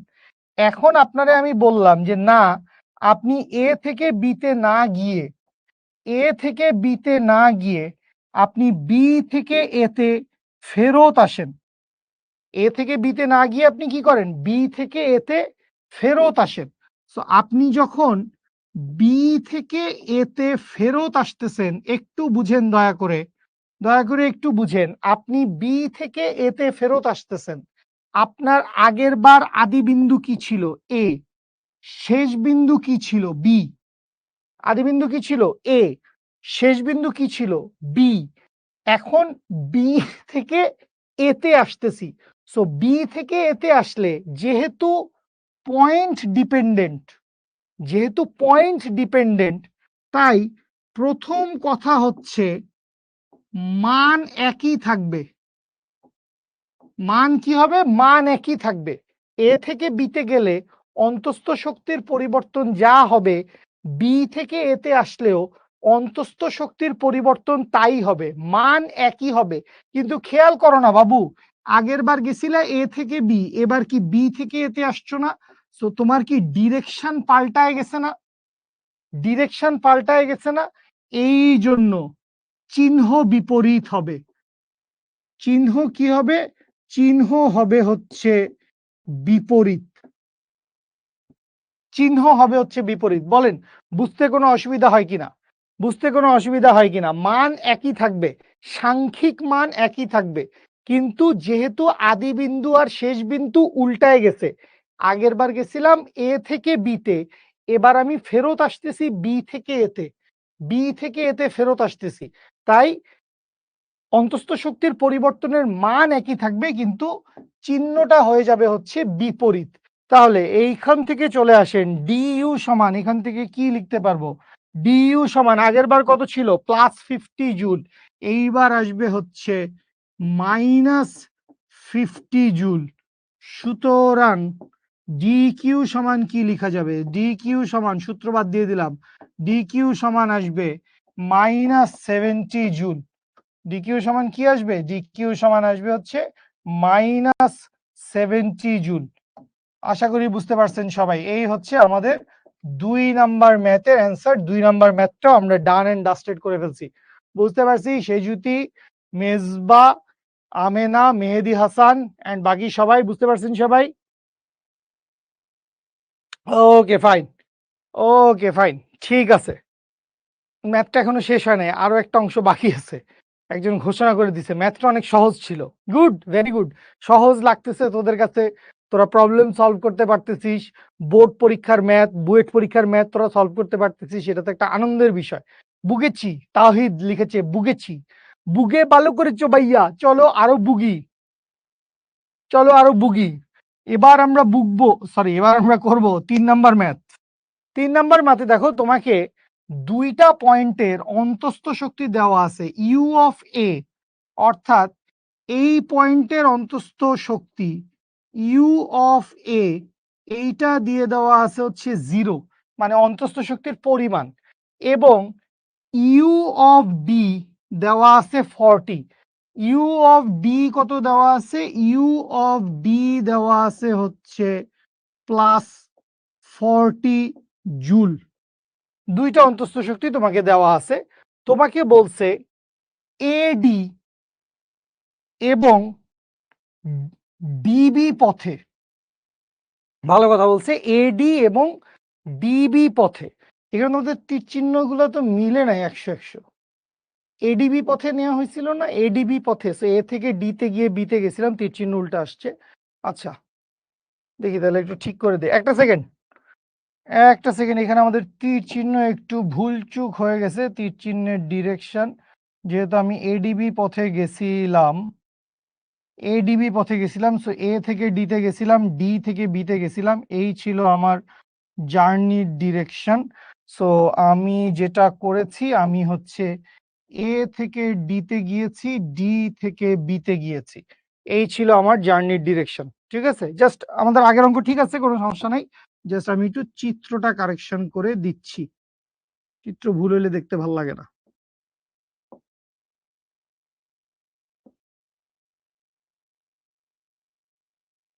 ওকে, করে ফেলেন না, করে ফেলেন। আমি আমার ছবিটা কারেকশন করতে করতে আপনারা করে ফেলেন। আমাদেরকে দুইটা পথের কথা বলছে, এডি এবং ডিবি পথে শোষিত তাপ নির্ণয় করো।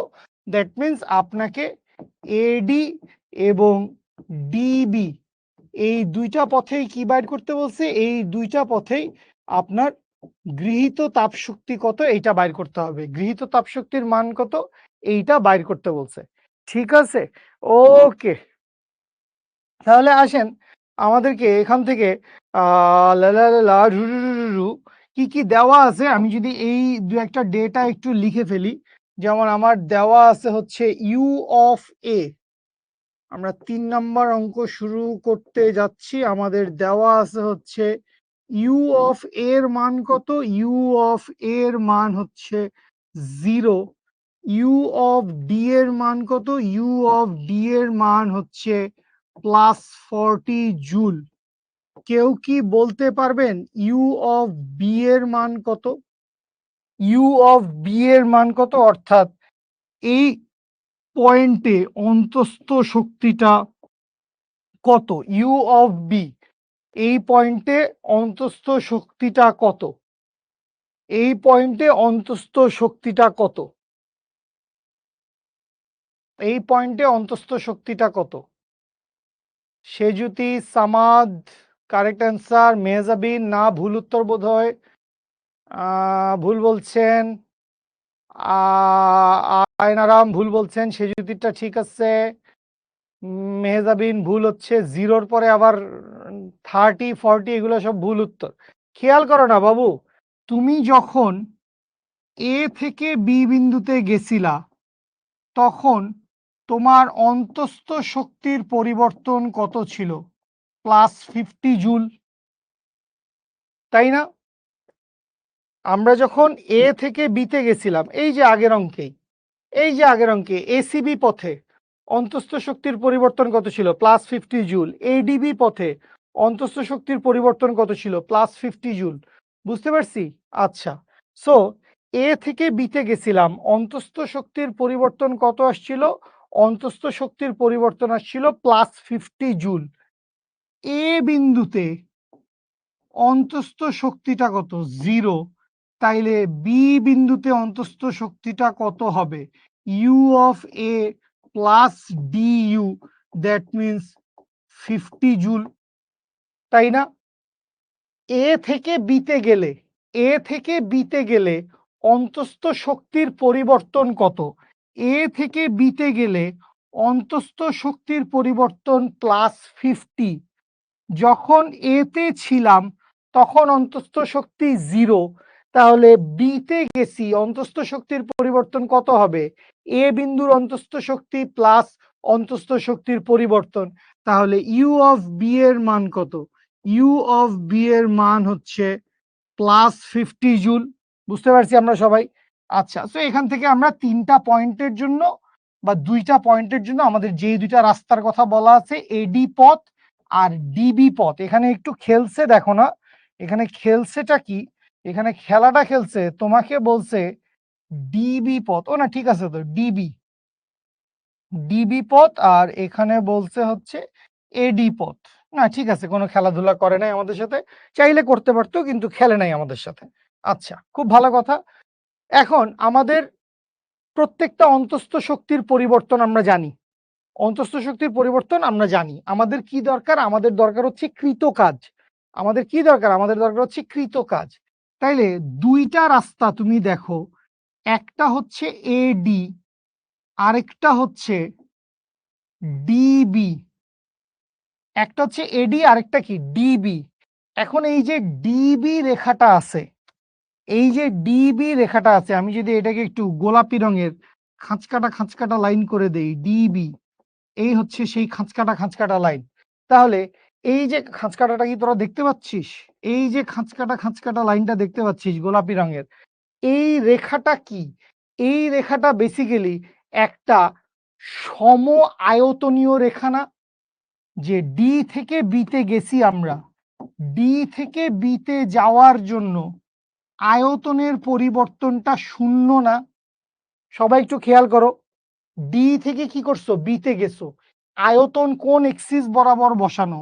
এক্স এক্সিস বরাবর আয়তন বসানো। সো ডি থেকে বিতে গেছো, ডি থেকে বিতে যাওয়ার সময় আয়তনের কোনো পরিবর্তন হয়েছে? এই হচ্ছে ডি বিন্দু, এই হচ্ছে আমাদের পায়ের নিচে কে? ডি বিন্দু, আর মাথার উপরে কি? বি বিন্দু। সো ডি থেকে বিতে গেছি, আয়তনের কোনো পরিবর্তন হয় নাই। সো আয়তনের যদি কোনো পরিবর্তন না হয়, তাইলে কৃত কাজও হয় নাই। তাহলে কৃত কাজের মান কত? কৃত কাজের মান হচ্ছে 0। কৃত কাজের মান কত? কৃত কাজের মান হচ্ছে 0। এইটুক পর্যন্ত কি সবাই বুঝতে পারছি? এইটুক পর্যন্ত সবাই বুঝতে পারছি? ডিডব্লিউ 0 হবে, ভেরি গুড, ডিডব্লিউ 0 হবে, বুঝতে পারছেন। এখন আসেন, এখন আসেন, আপনি এই লাইনটার দিকে একটু ফোকাস করেন। আপনি এই লাইনটার দিকে একটু ফোকাস করেন। কোন লাইনের দিকে? এই যে হলুদ রঙের যে বাক্সটা দেখা যাচ্ছে, এই হলুদ রঙের বাক্সটার দিকে একটু ফোকাস করেন। হলুদ রঙের বাক্সটার ভিতরে কি লেখা আছে আপনি একটু খেয়াল করেন।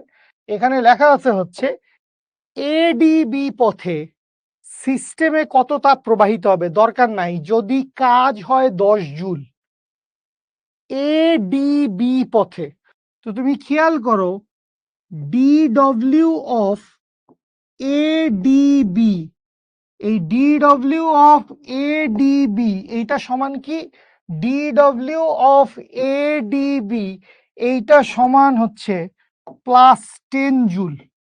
এইটা সমান কি? এইটা সমান হচ্ছে +10 জুল।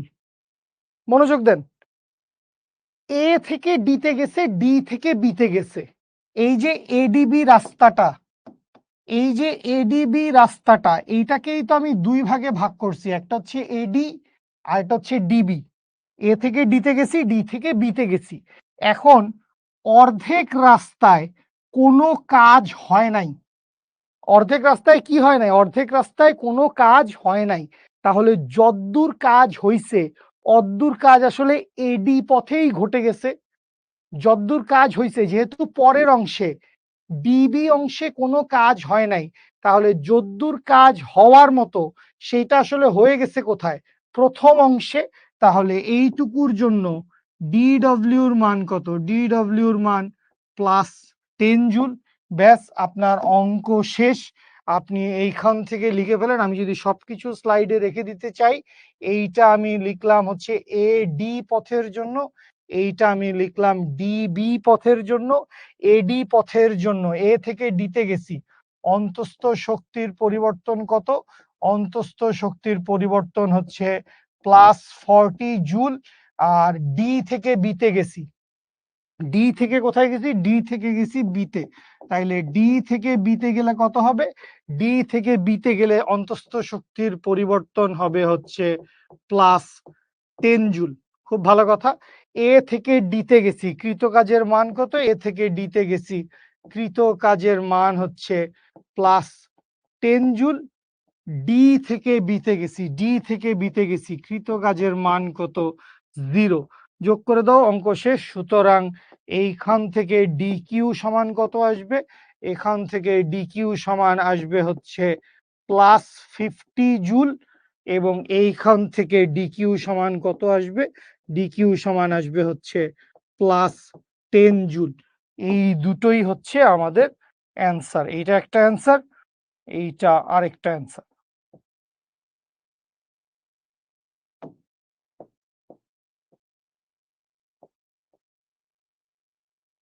হ্যাঁ, আমার যোগ বিয়োগ ঠিক আছে। ডিকিউ 1 সমান +50, হ্যাঁ ঠিক লিখছি। ডিকিউ 2 সমান +10, ঠিক লিখছি। জোশ, সেরা। ডিইউ 10 কেন হয়েছে, ডিইউ 10 কেন হয়েছে? আচ্ছা, ডিইউ কেন 10 হয়েছে, খুব সহজ কথা। ডি থেকে বিতে আসছি, তাইলে বি বিন্দুর অন্তস্থ শক্তি +50, ডি বিন্দুর অন্তস্থ শক্তি +40। তো 50 থেকে 40 বিয়োগ করে দিছি, 50 থেকে 40 বিয়োগ করে দিছি, শেষ বিন্দুর অন্তস্থ শক্তি মাইনাস আদি বিন্দুর অন্তস্থ শক্তি, শেষ বিন্দুর অন্তস্থ শক্তি মাইনাস আদি বিন্দুর অন্তস্থ শক্তি।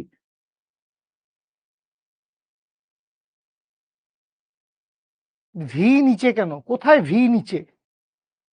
এটা তো পিভি ডায়াগ্রাম বস, ডায়াগ্রাম এমনি দেওয়া আছে, ওয়াই এক্সিস বরাবর প্রেসার বসানো, এক্স এক্সিস বরাবর ভলিউম বসানো। আমরা তো সবগুলোই এভাবেই বের করছিলাম, পিভি ডায়াগ্রামই তো আমরা আঁকছি। অন্তর কি বুঝেন নাই, অন্তর কি বুঝেন নাই? বিয়োগ কেন হয়েছে? পরিবর্তন বের করতে চাচ্ছেন, আপনি বের করতে চাচ্ছেন পরিবর্তন। সো পরিবর্তন কেমনে বের করে?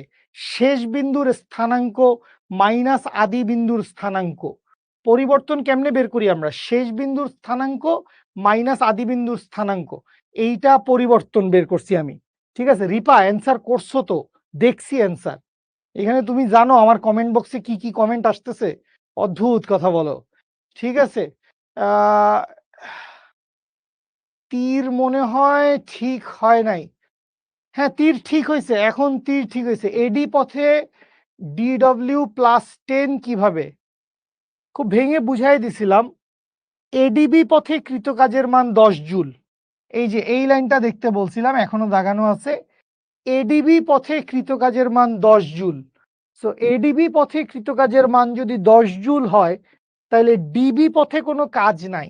তাহলে এডিবি পথে যা কাজ হয়েছে সবগুলো কাজ প্রথম ধাপে হয়ে গেছে, অর্থাৎ এডি পথে হয়ে গেছে। কারণ ডিবি পথে কোনো কাজ হয় নাই, ডিবি পথে কোনো কাজ হয় নাই। ঠিক আছে, 1Q এর সাথে সম্পর্ক কেন হলো, 1Q এর সাথে সম্পর্ক কেন হলো মানে, 1Q এর সাথে সম্পর্ক কেন হলো মানে, এটা বুঝি নাই, এটা বুঝি নাই।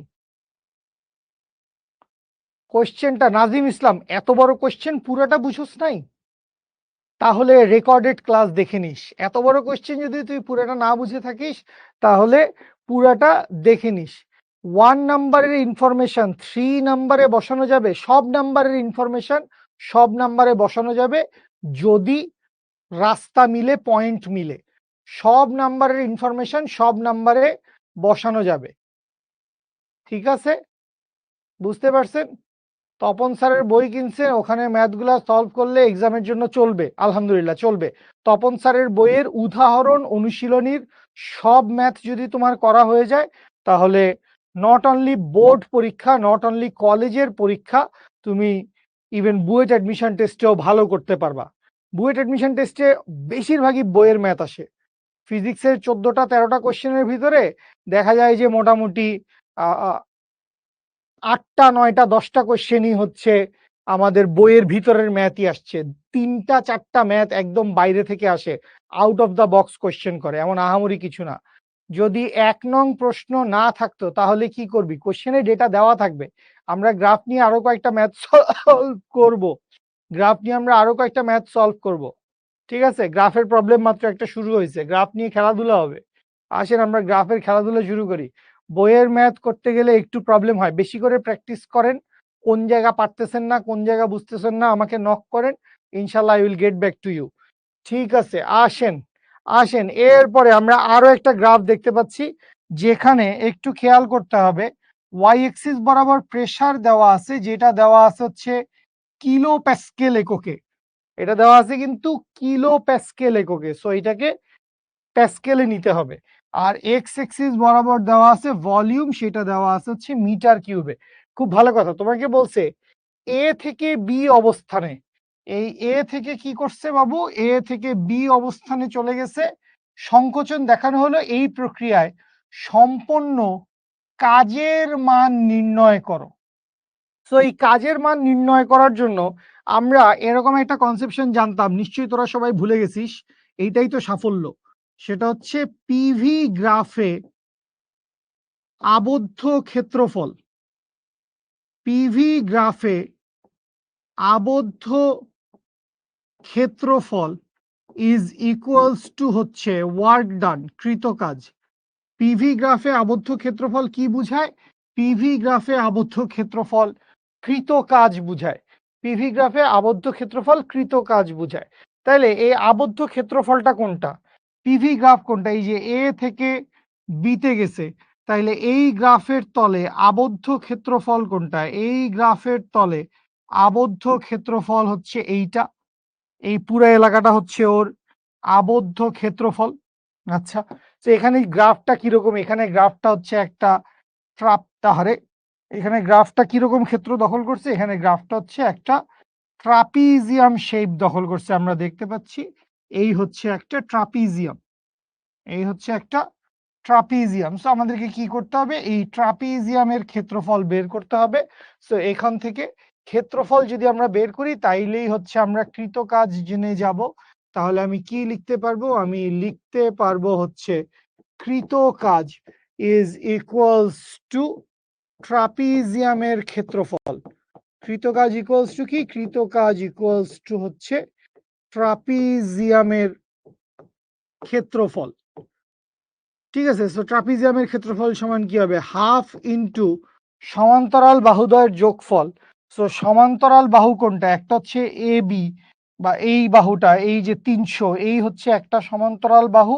আর আরেকটা সমান্তরাল বাহু হচ্ছে এইটা 120 প্লাস 300, হাফ ইন্টু সমান্তরাল বাহুদ্বয়ের যোগফল 120 ইন্টু 300। দেওয়া আছে কোথায়? দেওয়া আছে কিলো প্যাসকেল এককে। সো এইটার সাথে গুণ করে দাও হচ্ছে 10 কিউব। এটার সাথে গুণ করে দিলাম 10 কিউব। হাফ ইন্টু সমান্তরাল বাহুদ্বয়ের যোগফল ইন্টু সমান্তরাল বাহুদ্বয়ের দূরত্ব। দূরত্বটা কি হবে? 0.3 থেকে 0.03 থেকে 0.01 বিয়োগ করব, তাহলে লিখবো 0.03 মাইনাস 0.01। এখান থেকে ক্যালকুলেশন করলেই আমার কৃত কাজের মান চলে আসবে 4200 জুল। 4200 জুল লিখতেছে সবাই। ওকে, দেখি একটু। 0.5 ইন্টু সরি 0.5 ইন্টু এখানে কত? 420 ইন্টু 10 শিফট কিউব ইন্টু 0.02 করলে আসে হচ্ছে 4200 জুল, 4200 জুল। এইটাই আমাদের অ্যান্সার, এইটাই আমাদের অ্যান্সার। বুঝতে পারছি সবাই? পিভি গ্রাফে আবদ্ধ ক্ষেত্রফল ইকুয়ালস টু কৃত কাজ। হ্যাঁ, কিলো জুলও লিখতে পারি আমরা। আমরা চাইলে কিলো জুলেও লিখতে পারি অথবা জুলেও লিখতে পারি, কোনো সমস্যা নাই।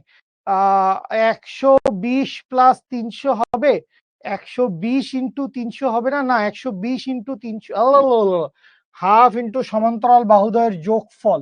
সো 120 প্লাস 300, আমি প্লাসই করছি কিন্তু মনের ভুলে আবেগে আসলে বাঁকা করে লিখতে গিয়ে বুঝলিস না প্লাসটা মাল্টিপ্লিকেশনের মতো হয়ে গেছে। ভুল হলে এরকম কত কিছু বলতে হয়। 120 প্লাস 300 হাফ ইন্টু সমান্তরাল বাহুদ্বয়ের যোগফল, হাফ ইন্টু সমান্তরাল বাহুদ্বয়ের যোগফল, হাফ ইন্টু সমান্তরাল বাহুদ্বয়ের যোগফল। কেন জানি আমার হাতের লেখা একটু বাঁকা হয়ে যাইতেছে। হাফ ইন্টু সমান্তরাল বাহুদ্বয়ের যোগফল। সো এই জিনিসটাকে ও মাই গড, একটা বিশাল হ্যারি হুডিনি লেভেলে পৌঁছায় গেলাম, ম্যাজিক দেখাইলাম। অদ্ভুত, কত অদ্ভুত। ইঞ্জিনিয়ারিং এ ভর্তি পরীক্ষাতে তো রিটেনে কতটুকু জায়গা দেয়, যতটুকু জায়গা দেয় ততটুকু জায়গার ভিতরে তুমি ম্যাথ, ফিজিক্স, কেমিস্ট্রি সবটুকু অ্যান্সার করতে পারবা। একটা ডবল ডিমাই সাইজের খাতার পৃষ্ঠায় 3টা ম্যাথ করতে দেয়, ঠিক আছে? এমনটাও করা যায়, হ্যাঁ এমনটাও করা যায়। সেলু স্যারের বইয়ের ম্যাথ করলে অবশ্যই হবে স্যার, সেলু স্যারের বইয়ের ম্যাথ করলে হবে। ডিভি ইন্টু পি দিয়ে করলে হবে না।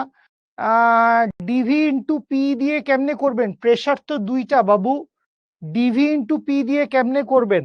এইটা হচ্ছে একটা প্রেশার, এইটা হচ্ছে একটা প্রেশার 120 কিলো প্যাসকেল, এইটা আরেকটা প্রেশার 300 কিলো প্যাসকেল। সো প্রেশারের জায়গায় আপনি কতটুকু প্রেশার বসাবেন? 300 বসাবেন না 120 বসাবেন? 300 বসাবেন না 120 বসাবেন? এটা কনফিউশন না? তো এই কারণে আর কি ডিভি ইন্টু পি দিয়ে করে তো লাভ নাই। এখানে তো সম আয়তন বা এখানে তো সমচাপ প্রক্রিয়া বলা নাই। যদি সমচাপ প্রক্রিয়া বলা থাকতো তাইলে আমরা ডিভি ইন্টু পি দিয়ে করতে পারতাম, বাট এখানে তো চাপের মান পরিবর্তন হচ্ছে। এ পয়েন্টে চাপের মান 120, বি পয়েন্টে চাপের মান 300। ঠিক আছে, ওকে, সামনে আগাই, সামনে আগাই। আচ্ছা, এই ছবিটা দেখা যাচ্ছে ঠিকঠাক মতো? আচ্ছা, এই কালিটা দেখা যাচ্ছে না। বেসিক্যালি এখানে হচ্ছে এ থেকে বিতে আসছিল, এ থেকে বিতে আসছিল, পরে বি থেকে সিতে চলে গেছে। ঠিক আছে, এই 2টা কাহিনী আছে। ও ও ও বিশাল ভুল করছি, বিশাল ভুল করছি তো আমরা এই জায়গায়। কি বিশাল ভুল করছি, কি বিশাল ভুল করছি? আসেন সবাই মিলে অঙ্কটা করে কি একটা বিশাল ভুল করে ফেলছি। শুনেন, যে কোনো পরিবর্তন, যে কোনো পরিবর্তন আমরা কিভাবে বের করতে পারি? পরিবর্তন আমরা বের করতে পারি হচ্ছে শেষ বিয়োগ আদি। এই কনসেপশনে আমরা পরিবর্তন বের করব, সেটা অবস্থানের পরিবর্তন হোক, আয়তনের পরিবর্তন হোক, অন্তস্থ শক্তির পরিবর্তন হোক, যাই যাই কিছুই তাই হোক না কেন, পরিবর্তন আমরা কিভাবে বের করি? পরিবর্তন আমরা বের করি হচ্ছে শেষ বিয়োগ আদি। তাহলে খেয়াল করো, এখানে এ বিন্দুটা ছিল আদি বিন্দু, এ থেকে বি অবস্থানে সংকোচন দেখানো হয়েছে, সংকোচন। শুধু এই সংকোচনের উপর ফোকাস করেন। সংকুচিত হইলে, সংকুচিত হইলে কাজের মান কি হয়? নেগেটিভ হয় না? আয়তন যখন হ্রাস পায় কাজের মান তখন হয় নেগেটিভ, আয়তন যখন বৃদ্ধি পায় কাজের মান তখন হয় পজিটিভ। ওইটাও দরকার নাই। এখানে এ বিন্দুটা হচ্ছে আদি বিন্দু এবং বি বিন্দুটা হচ্ছে শেষ বিন্দু। এ বিন্দুটা হচ্ছে আদি বিন্দু, বি বিন্দুটা হচ্ছে শেষ বিন্দু। তাহলে আমরা আয়তনের পরিবর্তনটাকে লিখব হচ্ছে 0.01 মাইনাস 0.03, দ্যাট মিনস ক্যালকুলেশন করলে -4200 জুল হবে। এইটাই হচ্ছে অ্যান্সার। দল বেঁধে সবাই ভুল করছি আমরা, দল বেঁধে সবাই ভুল করছি। কেউ বললি না, কেউ বললি না যে ভাই এখানে তো সংকোচন হইছে, সংকোচন যেহেতু হইছে তাহলে কাজের মান তো নেগেটিভ হইতে পারে। রিপা কি বুঝো নাই? সে আদি বিন্দু কোনটা? এই হচ্ছে আদি বিন্দু, এ বিন্দু হচ্ছে তোমার আদি বিন্দু, কারণ এ থেকে বি বিন্দুতে গেছে, এ থেকে বি বিন্দুতে গেছে। সো এ থেকে বি বিন্দুতে যাওয়ার জন্য শেষ বিন্দুটা হচ্ছে বি বিন্দু, তাহলে শেষ বিন্দুর অন্তস্থ শক্তি বসাইছি। শেষ বিন্দুর অন্তস্থ শক্তি মাইনাস আদি বিন্দু, সরি, শেষ বিন্দুর আয়তন মাইনাস আদি বিন্দুর আয়তন, শেষ বিন্দুর আয়তন মাইনাস আদি বিন্দুর আয়তন। তো শেষ বিন্দুর আয়তন কত, বি বিন্দুর আয়তন কত, 0.01, আর এ বিন্দুর আয়তন কত, 0.03। সো মাইনাস, এভাবে তো ভেবে দেখিনি, এইগুলাই তো আমিও এভাবে ভেবে দেখিনি। ঠিক আছে, এইটা আমার মনে হয়েছিল, বাট আপনারটা ঠিক মনে করছিলাম। এরকম ঠিক মনে করা যাবে না, ভাইয়ারাও মানুষ, ভাইয়াদেরও ভুল হইতে পারে। হওয়া উচিত না, অবভিয়াসলি হওয়া উচিত না 100 কারেক্ট, বাট ছোটখাটো ভুল হইতেই পারে। কনফিউশন থাকলে তো জিজ্ঞেস করবি, তাই না? আর যেহেতু বলে দিছে সংকোচন, যেহেতু বলে দিছে সংকোচন, সমষ্ণ প্রক্রিয়ার ক্ষেত্রে কি হবে, সকল প্রক্রিয়ার ক্ষেত্রেই, মানে আপনি কি জানতে চাইছেন সানিয়া আপু? জিয়ন লামিয়া, কি বুঝো নাই? কি বুঝো নাই? এখানে এই কথাটা লেখা আছে, পরিবর্তন সমান শেষ বিয়োগ আদি, এই কথাটা বুঝো নাই? যে কোনো পরিবর্তন আমরা বের করি কিভাবে, যে কোনো পরিবর্তন আমরা বের করি শেষ বিন্দুর স্থানাঙ্ক মাইনাস আদি বিন্দুর স্থানাঙ্ক দিয়ে। তো তুমি কোত্থেকে কোথায় গেছো? তুমি হচ্ছে এ থেকে বি বিন্দুতে গেছো, তাইলে শেষ বিন্দুর আয়তন 0.01, আদি বিন্দুর আয়তন 0.03। ঠিক আছে, ভেক্টর না করে নিউটনীয় বলবিদ্যা করলে বুঝতে পারবো না, খুব বেশি বুঝতে কষ্ট হবে। ভেক্টর না করে কেন নিউটনীয় বলবিদ্যা করতে হবে আপনার, মানে এইটাই আমি বুঝলাম না, কেন ভেক্টর না করে নিউটনীয় বলবিদ্যা আপনি করবেন? আগে ভেক্টর পড়েন। ভেক্টর হচ্ছে এইচএসসির ফিজিক্সের ফাদার মাদার, ঠিক আছে, ফাদার মাদার সব একসাথে ভেক্টর। এক ভেক্টর পড়লে 6-7টা চ্যাপ্টার কনসেপশন আপনার ক্লিয়ার হয়ে যাবে। ওকে, সামনে আগাই, সামনে আগাই। তো এইখানে যে ঘটনাটা হবে এটা দেখেই মনে পড়লো যে বি থেকে সিতে গেলে, বি থেকে সিতে গেলে আয়তনের সংকোচন হবে, আবার এ থেকে বিতে গেলে আয়তনের প্রসারণ হবে। সো দুই ক্ষেত্রে কাজের মান হবে হচ্ছে দুই রকম। একবার হবে হচ্ছে প্রসারণের জন্য কাজের মান ধনাত্মক, একবার আসবে হচ্ছে সংকোচনের জন্য কাজের মান ঋণাত্মক। তাহলে এ থেকে সিতে গেছে, কোত্থেকে কোথায় গেছে? গেছে হচ্ছে এ বিন্দু থেকে বি বিন্দু হয়ে সি বিন্দুতে গেছে। বেসিক্যালি এইখানে কোনো রেখা থাকাটা উচিত না, জিনিসটা আসলে পাজল করার মতো। এইখানে আসলে কিছু নাই,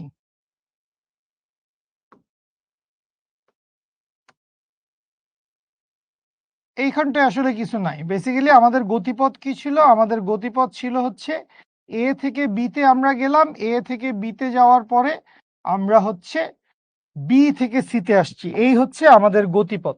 সো এই গতিপথের জন্য আমাদেরকে কি বাইর করতে হবে? কৃত কাজ বের করতে হবে। এটার জন্য আমাদেরকে কি বাইর করতে হবে? এটার জন্য আমাদেরকে বাইর করতে হবে হচ্ছে কৃত কাজ। আচ্ছা, সো বিসি পথেরটা আমরা সরাসরি বের করে ফেলতে পারবো। খেয়াল করি, খেয়াল করি, ফার্স্টে আমি বাইর করি হচ্ছে বিসি পথে, বিসি পথে আমি কৃতকাজের মান বাইর করতে চাচ্ছি। সো খেয়াল করো, বি থেকে সি বিন্দুতে আসছি, চাপের মান কত আছে? 300। বি থেকে সিতে আসছি, চাপের মান কত আছে? চাপের মান আছে হচ্ছে 300। তাহলে কৃত কাজ ডিডব্লিউ সমান কি হবে? ডিডব্লিউ সমান হবে হচ্ছে পি ইন্টু ডিভি। তাহলে এইখান থেকে কি লেখা যাবে? পি এর মান কত? পি এর মান হচ্ছে 300 ইন্টু ডিভি এর মান কত? ডিভি এর মান আসবে হচ্ছে 2-5, 2-5 ইন্টু, খেয়াল করো এককটা, খেয়াল করো 10⁻³ দেওয়া আছে। এই ছোট জিনিসটা অনেকেই মিস করে যাইতে পারি। 10⁻³ metre cube. So 2-5 into 10⁻³ metre cube. তাইলে এখান থেকে ক্যালকুলেশন করলে জুলে চলে আসবে। তাহলে কত হয় দেখি, 300 ইন্টু 3 ইন্টু 10⁻³ ছোট মোটো একটা ভ্যালু আসবে, 0.9 আসছে আমার। আমার এটার ভ্যালু কত আসছে? আমার এটার ভ্যালু চলে আসছে হচ্ছে 0.9, -0.9, অবভিয়াসলি -0.9 জুল। আচ্ছা, এটা গেল হচ্ছে বিসি পথের জন্য। এইবার চলে আসি হচ্ছে এবি পথে। তো এবি পথে আমরা কোন কনসেপশন কাজে লাগাবো? এবি পথে খেয়াল করো, এবি পথে পিডিভি সূত্র বসাইলে হবে না। এবি পথে পিডিভি সূত্র বসাইলে হবে না। এবি পথের জন্য কি করতে হবে? এবি পথের জন্য ওই আবদ্ধ ক্ষেত্রফল সমান কৃত কাজ, এই কনসেপশনে যাইতে হবে। সো এবি পথে কি লিখবো? এবি পথে লিখবো হচ্ছে আবদ্ধ এরিয়া ইজ ইকুয়ালস টু হচ্ছে কৃত কাজ। সুতরাং এইটাকে লিখি হচ্ছে DW1, এইটাকে লিখি হচ্ছে DW2। সো DW2 সমান কি হবে? DW2 সমান হবে, খেয়াল করো, এই এ বিন্দু থেকে সরাসরি নিচে টান দিলে এরকম একটা বিন্দুতে ছেদ করবে, আবার বি বিন্দু থেকে নিচে টান দিলে এরকম একটা বিন্দুতে ছেদ করবে। তাহলে এবি পথে কৃত কাজটা কত হবে? এবি পথে কৃত কাজটা হবে হচ্ছে এই যে এখানে ট্রাপিজিয়ামটা আবদ্ধ করছে, এই ট্রাপিজিয়ামের ক্ষেত্রফলের সমান, এই ট্রাপিজিয়ামের ক্ষেত্রফলের সমান হবে হচ্ছে মোট ক্ষেত্রফল বা মোট কৃত কাজ। তো আমরা কি করব? আমরা হচ্ছে এই ট্রাপিজিয়ামটার এরিয়া বাইর করব। আমরা এই ট্রাপিজিয়ামটার কি করতে চাই? আমরা এই ট্রাপিজিয়ামটার এরিয়া বাইর করতে চাই। সো ট্রাপিজিয়ামের এরিয়া সমান কি হবে? ট্রাপিজিয়ামের এরিয়া সমান হবে হচ্ছে হাফ ইনটু সমান্তরাল বাহুদ্বয়ের যোগফল। সো সমান্তরাল বাহু একটা কত? সমান্তরাল বাহু হচ্ছে একটা 300 আর একটা হচ্ছে 600। তাহলে হাফ ইনটু 300 যোগ 600, 300 যোগ 600 ইনটু সমান্তরাল বাহুদ্বয়ের দূরত্ব। সমান্তরাল বাহুদ্বয়ের দূরত্ব কত? 5 মাইনাস 2। সমান্তরাল বাহুদ্বয়ের দূরত্ব হচ্ছে 5 minus 2 into 10 to the power minus 3। So এইটা ক্যালকুলেশন করলে এখান থেকে DW2 সমান চলে আসবে কত? DW2 সমান চলে আসবে 0.5 into 900 into 3 into 10 to the power -3 করলে আসে হচ্ছে 1.35 জুল, প্লাস হচ্ছে 1.35 জুল। সুতরাং এ থেকে সিতে আসতে মোট কৃত কাজ, এ থেকে সিতে আসতে মোট কৃত কাজ সমান কি হবে? মোট কৃত কাজ সমান হবে হচ্ছে DW1 প্লাস DW2। DW1 হচ্ছে -0.9 প্লাস এখানে হচ্ছে 1.35, দুইটাই হচ্ছে জুলে আছে। তো এখান থেকে আসবে হচ্ছে প্লাস 0.45 জুল। এই হচ্ছে অ্যান্সার, প্লাস 0.45 জুল। আসবেন নাকি স্যার? আসেন আসেন। কয়টা খেললেন? সবগুলো দিচ্ছেন কার কাছে? সেরা সেরা। হ্যাঁ, প্লাস 0.45 জুল, প্লাস 0.45 জুল। বুঝতে পারছি সবাই? Okay fine. বেশিক্ষণ না, 5-10 মিনিট। ওকে, আমরা ক্লাসের প্রায় শেষ দিকে চলে আসছি। আমাদের সামনে এনট্রপি রিলেটেড দুইটা ম্যাথ আছে। সো এই দুইটা ম্যাথই আমি একটু একটু করে আপনাদেরকে বলে যাইতে চাই। এই দুইটা ম্যাথ করার ভিতরে টেকনিক আছে। তো টেকনিকটা সবাই একটু জেনে রাখি, তাহলে এই ধরনের ম্যাথ যদি আমাদের পরীক্ষায় বিয়োগ করি নাই, আমি যোগ করছি। কোথায় বিয়োগ করছি পাইলি? কোথায় বিয়োগ করছি পাইলি? এখানে 0.9 এর আগে মাইনাস আছে, বিয়োগ কোথায় করছি? বিয়োগ তো করি নাই। অদ্ভুত অদ্ভুত, কি অদ্ভুত অদ্ভুত কথা বলিস না তোরা। যোগ করছি, -0.9 এর সাথে 1.35 যোগ করছি, তুই বলতেছিস বিয়োগ করছেন কেন? কপাল। আসি। সো যেটা বলতেছিলাম, খেয়াল করেন এখানে কি হয়েছে, -5°C তাপমাত্রার 2 কেজি বরফ ছিল।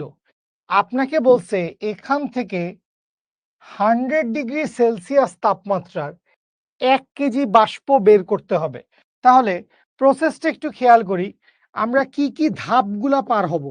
-5°C বরফ এইটা আসবে হচ্ছে 0 ডিগ্রি সেলসিয়াসের বরফে। খুব ভালো কথা। 0 ডিগ্রি সেলসিয়াসের বরফ যাবে হচ্ছে 0 ডিগ্রি সেলসিয়াসের পানিতে। আরো ভালো কথা, 0 ডিগ্রি সেলসিয়াসের পানি, এবার পানির তাপমাত্রা বাড়বে, তাহলে পানির তাপমাত্রা বাড়তে বাড়তে যাবে হচ্ছে 100 ডিগ্রি সেলসিয়াসের পানি পর্যন্ত গেল। 100 ডিগ্রি সেলসিয়াসের পানি, এইটা যাবে হচ্ছে 100 ডিগ্রি সেলসিয়াসের বাষ্পে। তাহলে মোট এই যে আমার এন্ট্রপির পরিবর্তনটা হচ্ছে, এই এন্ট্রপির পরিবর্তনটা এই কেসে আমাদের এই অঙ্কের ক্ষেত্রে কয় ধাপে ঘটছে? এই অঙ্কের ক্ষেত্রে ঘটছে হচ্ছে টোটাল 4 ধাপে। ঠিক আছে, -5 ডিগ্রির বরফ 0 ডিগ্রির বরফ হইল, 0 ডিগ্রির বরফ 0 ডিগ্রির পানি হইল, এরপরে 0 ডিগ্রি সেলসিয়াসের পানি 100 ডিগ্রি সেলসিয়াসের পানি হইল, এরপরে 100 ডিগ্রি সেলসিয়াসের পানি 100 ডিগ্রি সেলসিয়াসের বাষ্প হয়ে গেল। এই হচ্ছে 4টা ধাপ। সো আমরা কি জানি, যখন তাপমাত্রা পরিবর্তন হয়, তাপমাত্রা যখন চেঞ্জ হয়, তখন এন্ট্রপির পরিবর্তন সমান হচ্ছে ms ln T2/T1, ms ln T2/T1। আর যখন অবস্থা চেঞ্জ হয়, যখন হচ্ছে অবস্থা চেঞ্জ হয়, তখন হচ্ছে ml/T। এই হচ্ছে আমাদের এন্ট্রপির পরিবর্তনের বেসিক দুইটা সূত্র। এই হচ্ছে এন্ট্রপির পরিবর্তনের বেসিক দুইটা সূত্র। তাহলে প্রথমটায় দেখেন, বরফ ছিল, বরফই আছে, কি পরিবর্তন হয়েছে? পরিবর্তন হয়েছে তাপমাত্রা। তাহলে এখান থেকে আমি কি লিখবো? এখান থেকে আমি লিখবো হচ্ছে m1s1 ln 273 ডিভাইডেড বাই 268। কেউ জিজ্ঞেস করিস না কেন 273 লিখছি, 278 লিখছিস, এটা এইটুকু বুদ্ধি তো থাকা উচিত। আচ্ছা, এরপরে দেখেন কি পরিবর্তন হয়েছে? অবস্থার পরিবর্তন হয়েছে। তাইলে এখান থেকে আমি কি লিখবো? এখান থেকে আমি লিখবো হচ্ছে m2 lf ডিভাইডেড বাই হচ্ছে 273 প্লাস, এরপরে লিখবো হচ্ছে m3s3 into ln 373 divided by 273 গেল, প্লাস লাস্টে কি লিখবো? m4 lv ডিভাইডেড বাই হচ্ছে 373। তো এখানে সবকিছুর ভ্যালু তুমি জানো, ক্যালকুলেশন করবা, বসায় দিবা, মান বাইর করবা। তো ঝামেলাটা কোথায়? ঝামেলাটা হচ্ছে বরফ দেওয়া ছিল কয় কেজি? বরফ দেওয়া ছিল হচ্ছে 2 কেজি, কিন্তু বাষ্প বের করতে বলছে কয় কেজি? বাষ্প বের করতে বলছে হচ্ছে 1 কেজি। সো এই ধরনের কেসে যেটা আপনি করবেন, কি করবেন? আপনি হচ্ছে প্রথম যতগুলা ধাপ আছে সবগুলা ধাপে ভরের মান একই রাখবেন। That means m1 m1 m2 m3 এদের প্রত্যেকের মান কত আসবে? এদের প্রত্যেকের মান আসবে 2 কেজি। শুধুমাত্র m4 এর ভর কত আসবে? শুধুমাত্র m4 এর ভর আসবে হচ্ছে 1 কেজি। ভরের পরিবর্তনের ব্যাপারটা আমরা ঘটাবো হচ্ছে শেষ ধাপে। ভরের পরিবর্তনের ব্যাপারটা আমরা ঘটাবো হচ্ছে শেষ ধাপে। ঠিক আছে, বুঝতে পারছেন? গুড, সবাই বুঝছেন, ভেরি গুড, আমার কষ্ট করতে হয় নাই। আচ্ছা, ms ডেল থিটা কখন হয়? ms ডেল থিটা হয় যখন আপনি তাপ শক্তি বের করেন। শক্তি, ms ডেল থিটা হচ্ছে তাপ শক্তির পরিমাপ। যখন তাপমাত্রা বাড়ে তখন তাপ শক্তি বৃদ্ধিটা কত হয়? তখন তাপ শক্তি বৃদ্ধিটা হচ্ছে ms ডেল থিটা। ঠিক আছে, সেলসিয়াস আর সেন্টিগ্রেড একই। হ্যাঁ, ওই সেলসিয়াসকে একটু নাম আধুনিক করে সেন্টিগ্রেড ডাকা হয়, এমন আহামরি কিছু না। ওকে, চলে আসি এবার আমরা পরেরটায় চলে আসি। সো পরেরটাও বেশ ইন্টারেস্টিং। এখানে বোধহয় এখানেও 4টা ধাপ হবে। তো আমরা একটু খেয়াল করি, কোশ্চেনটা একটু পড়ো, দেখো কারো কোনো অসুবিধা আছে কিনা। 105 ডিগ্রি সেলসিয়াসের বাষ্প, এইটা আসবে হচ্ছে 100 ডিগ্রি সেলসিয়াসের বাষ্পে 100 ডিগ্রি সেলসিয়াসের বাষ্প যাবে হচ্ছে 100 ডিগ্রি সেলসিয়াসের পানিতে। 100 এখানে কিন্তু তাপমাত্রা কমতেছে বা এন্ট্রপি হ্রাস পাবে। 100 ডিগ্রি সেলসিয়াসের পানি তাপমাত্রা পরিবর্তন হবে, এবার যাবে হচ্ছে 0 ডিগ্রি সেলসিয়াসের পানিতে, এবং 0 ডিগ্রি সেলসিয়াসের পানি যাবে হচ্ছে 0 ডিগ্রি সেলসিয়াসের বরফে। তো এই অঙ্কের মধ্যে একটা ছোট্ট মিষ্টি একটা ঘটনা আছে, যেটা বুঝে ফেললে আমাদের জীবন সুন্দর হয়ে যাবে। তো সেই মিষ্টি ঘটনাটা কি, সেটা কি কেউ বলতে পারবেন? সরি, সেটা হচ্ছে, খেয়াল করেন, নর্মালি আমরা কি জানি? নর্মালি আমরা জানি হচ্ছে যে যদি বরফ থেকে পানি হয়ে বাষ্পের দিকে যায় তখন এন্ট্রপি বৃদ্ধি পায়। তখন এন্ট্রপি বৃদ্ধি পায়, বিশৃঙ্খলা বাড়লে এন্ট্রপি বৃদ্ধি পায়। আর যদি বাষ্প থেকে পানি হয়ে বরফে আসে তখন এন্ট্রপি হ্রাস পায়। কি লিখছো? টি চেঞ্জ হবে না? টি চেঞ্জ হবে কোথায়? টি চেঞ্জ হবে কোথায়? টি চেঞ্জ হবে 105 ডিগ্রির বাষ্প 100 ডিগ্রি বাষ্প হয়েছে, 100 ডিগ্রি বাষ্প 100 ডিগ্রি পানি হয়েছে, 100 ডিগ্রি পানি 0 ডিগ্রি পানি হয়েছে, 0 ডিগ্রির পানি 0 ডিগ্রির বরফ হয়েছে। ঠিক আছে তো? ওকে, এখন আসেন, এই যে ধাপটা আছে, আমি এখানে ভরের কোনো গ্যাঞ্জাম নাই, তাহলে খেয়াল করেন এই ধাপে এন্ট্রপির পরিবর্তন কি হবে? এমএস এলএন 373 ডিভাইডেড বাই 378, এটা হচ্ছে মান। MsLn 373 divided by 378।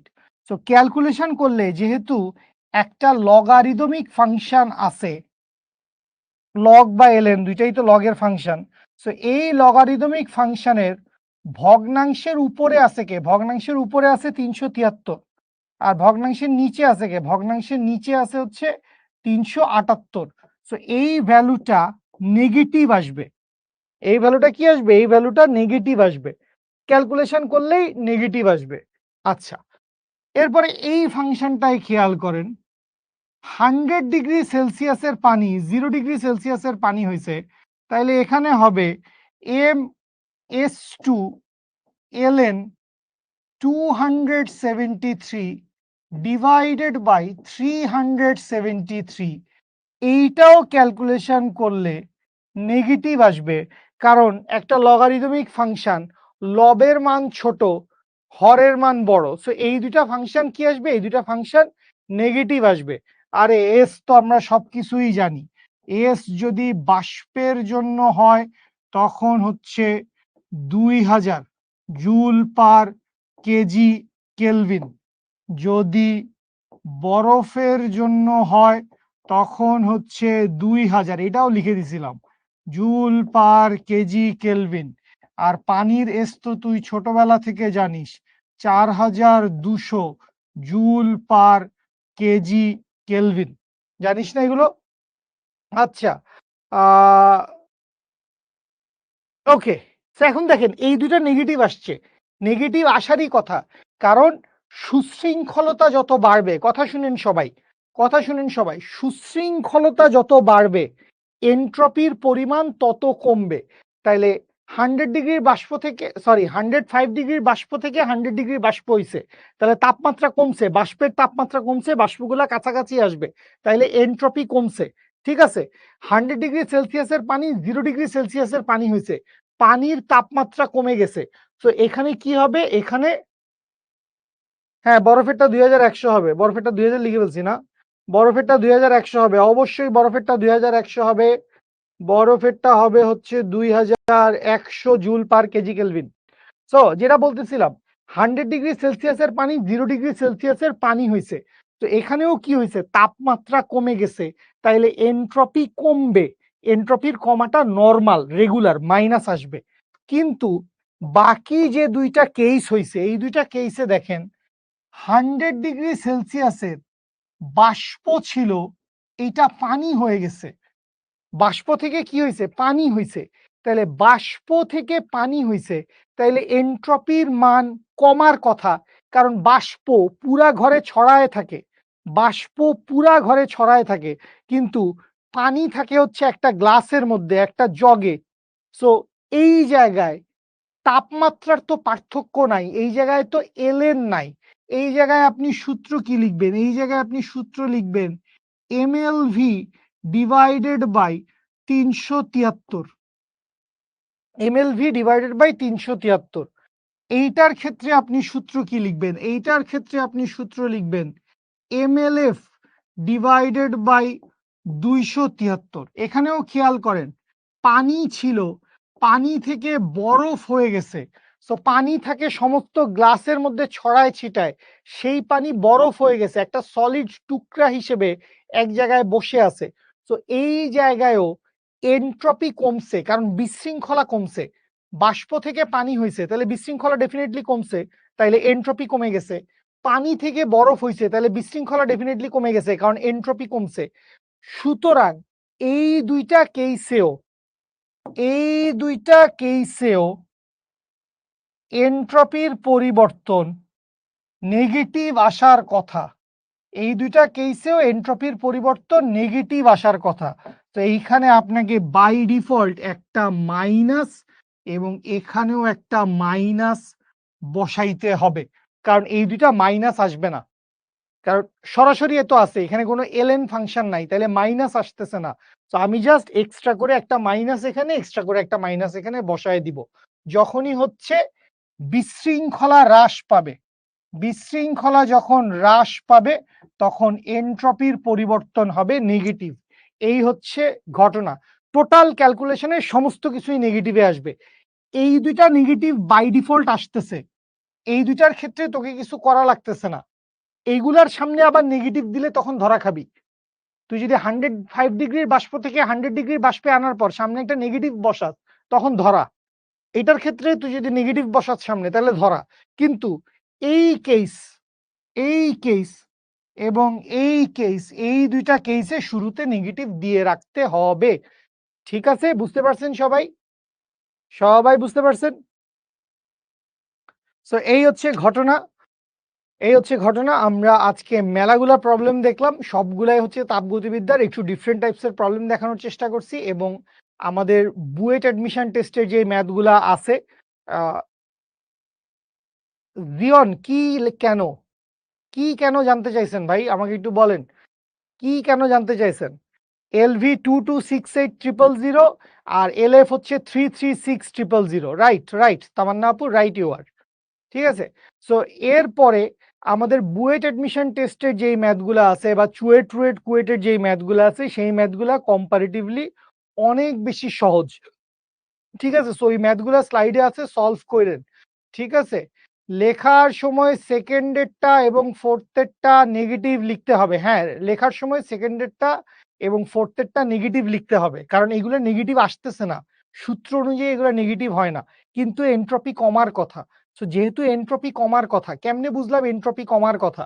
কারণ বাষ্প থেকে পানি হয়েছে, তাইলে বিশৃঙ্খলা কমে গেছে, সুতরাং এনট্রপি নেগেটিভ। পানি থেকে বরফ হয়েছে, বিশৃঙ্খলা কমে গেছে, তাইলে এনট্রপি নেগেটিভ। ইঞ্জিনিয়ারিং ভর্তি পরীক্ষায় রিটেনে কতটুকু জায়গা দেয়, অনেকবার অ্যান্সার দিছি। ঠিক আছে। ওকে, জোস একটা ক্লাস হয়েছে, আলহামদুলিল্লাহ ভালো। জোস একটা ক্লাস হলে বেশ ভালো। সো আপনাদের যদি টোটাল এই কোয়ার্টার 2 এর জার্নি নিয়ে কারো কোনো কথা, কোয়েশ্চেন, কোয়েরি, জিজ্ঞাসা থাকে বলতে পারেন, বলতে পারেন, অথবা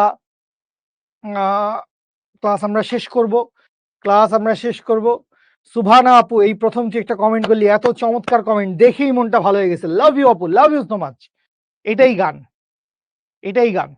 তো গতদিন আমি একটা এক্সাম্পল দেখাচ্ছিলাম, ওখানে পার্সেভারেন্সের কথা হয়েছিল। পার্সেভারেন্স মানে কেউ জিজ্ঞেস করছিলেন বা আমি নিজে থেকেই বলছিলাম পার্সেভারেন্স মানে হচ্ছে যে আসলে লেগে থাকা। ব্যর্থ হইছেন, ধাক্কা খাইছেন, পড়ে গেছেন, হোঁচট খাইছেন, তারপরও লেগে আছেন, তারপরও সামনে আগানোর চেষ্টা করছেন। এইটাকেই আমরা পার্সেভারেন্স বলি। সো দেখেন বলা আছে student who studies every day even after failing an exam shows perseverance. That means আপনি পড়ালেখা করছেন, রেগুলার পড়ছেন, কোনো একদিন একটা পরীক্ষা দিলেন, সেই পরীক্ষাটা ভালো হয় নাই বা সেই পরীক্ষাটা আপনি ফেইল করছেন, কিন্তু তখনও সেই দিনও আপনি পড়তে বসছেন। That is called perseverance. So লেগে থাকেন। আ মোটিভেশন আসলে খুব একটা ভালো কাজে দেয় না। আপনি অনেক মোটিভেটেড হইলে এই মোটিভেশন, এই ইনটেন্স মোটিভেশন আপনাকে ১ দিন ২ দিন চাঙ্গা রাখবে। But consistency is necessary. আপনাকে ডেইলি পড়তে হবে, ডেইলি পড়তে হবে। সো রেগুলার পড়ালেখা করেন। ইনশাআল্লাহ কোয়ার্টার 3 তে দেখা হবে। টিল দেন আল্লাহ আপনাদের সবাইকে ভালো রাখুক। আসসালামু আলাইকুম।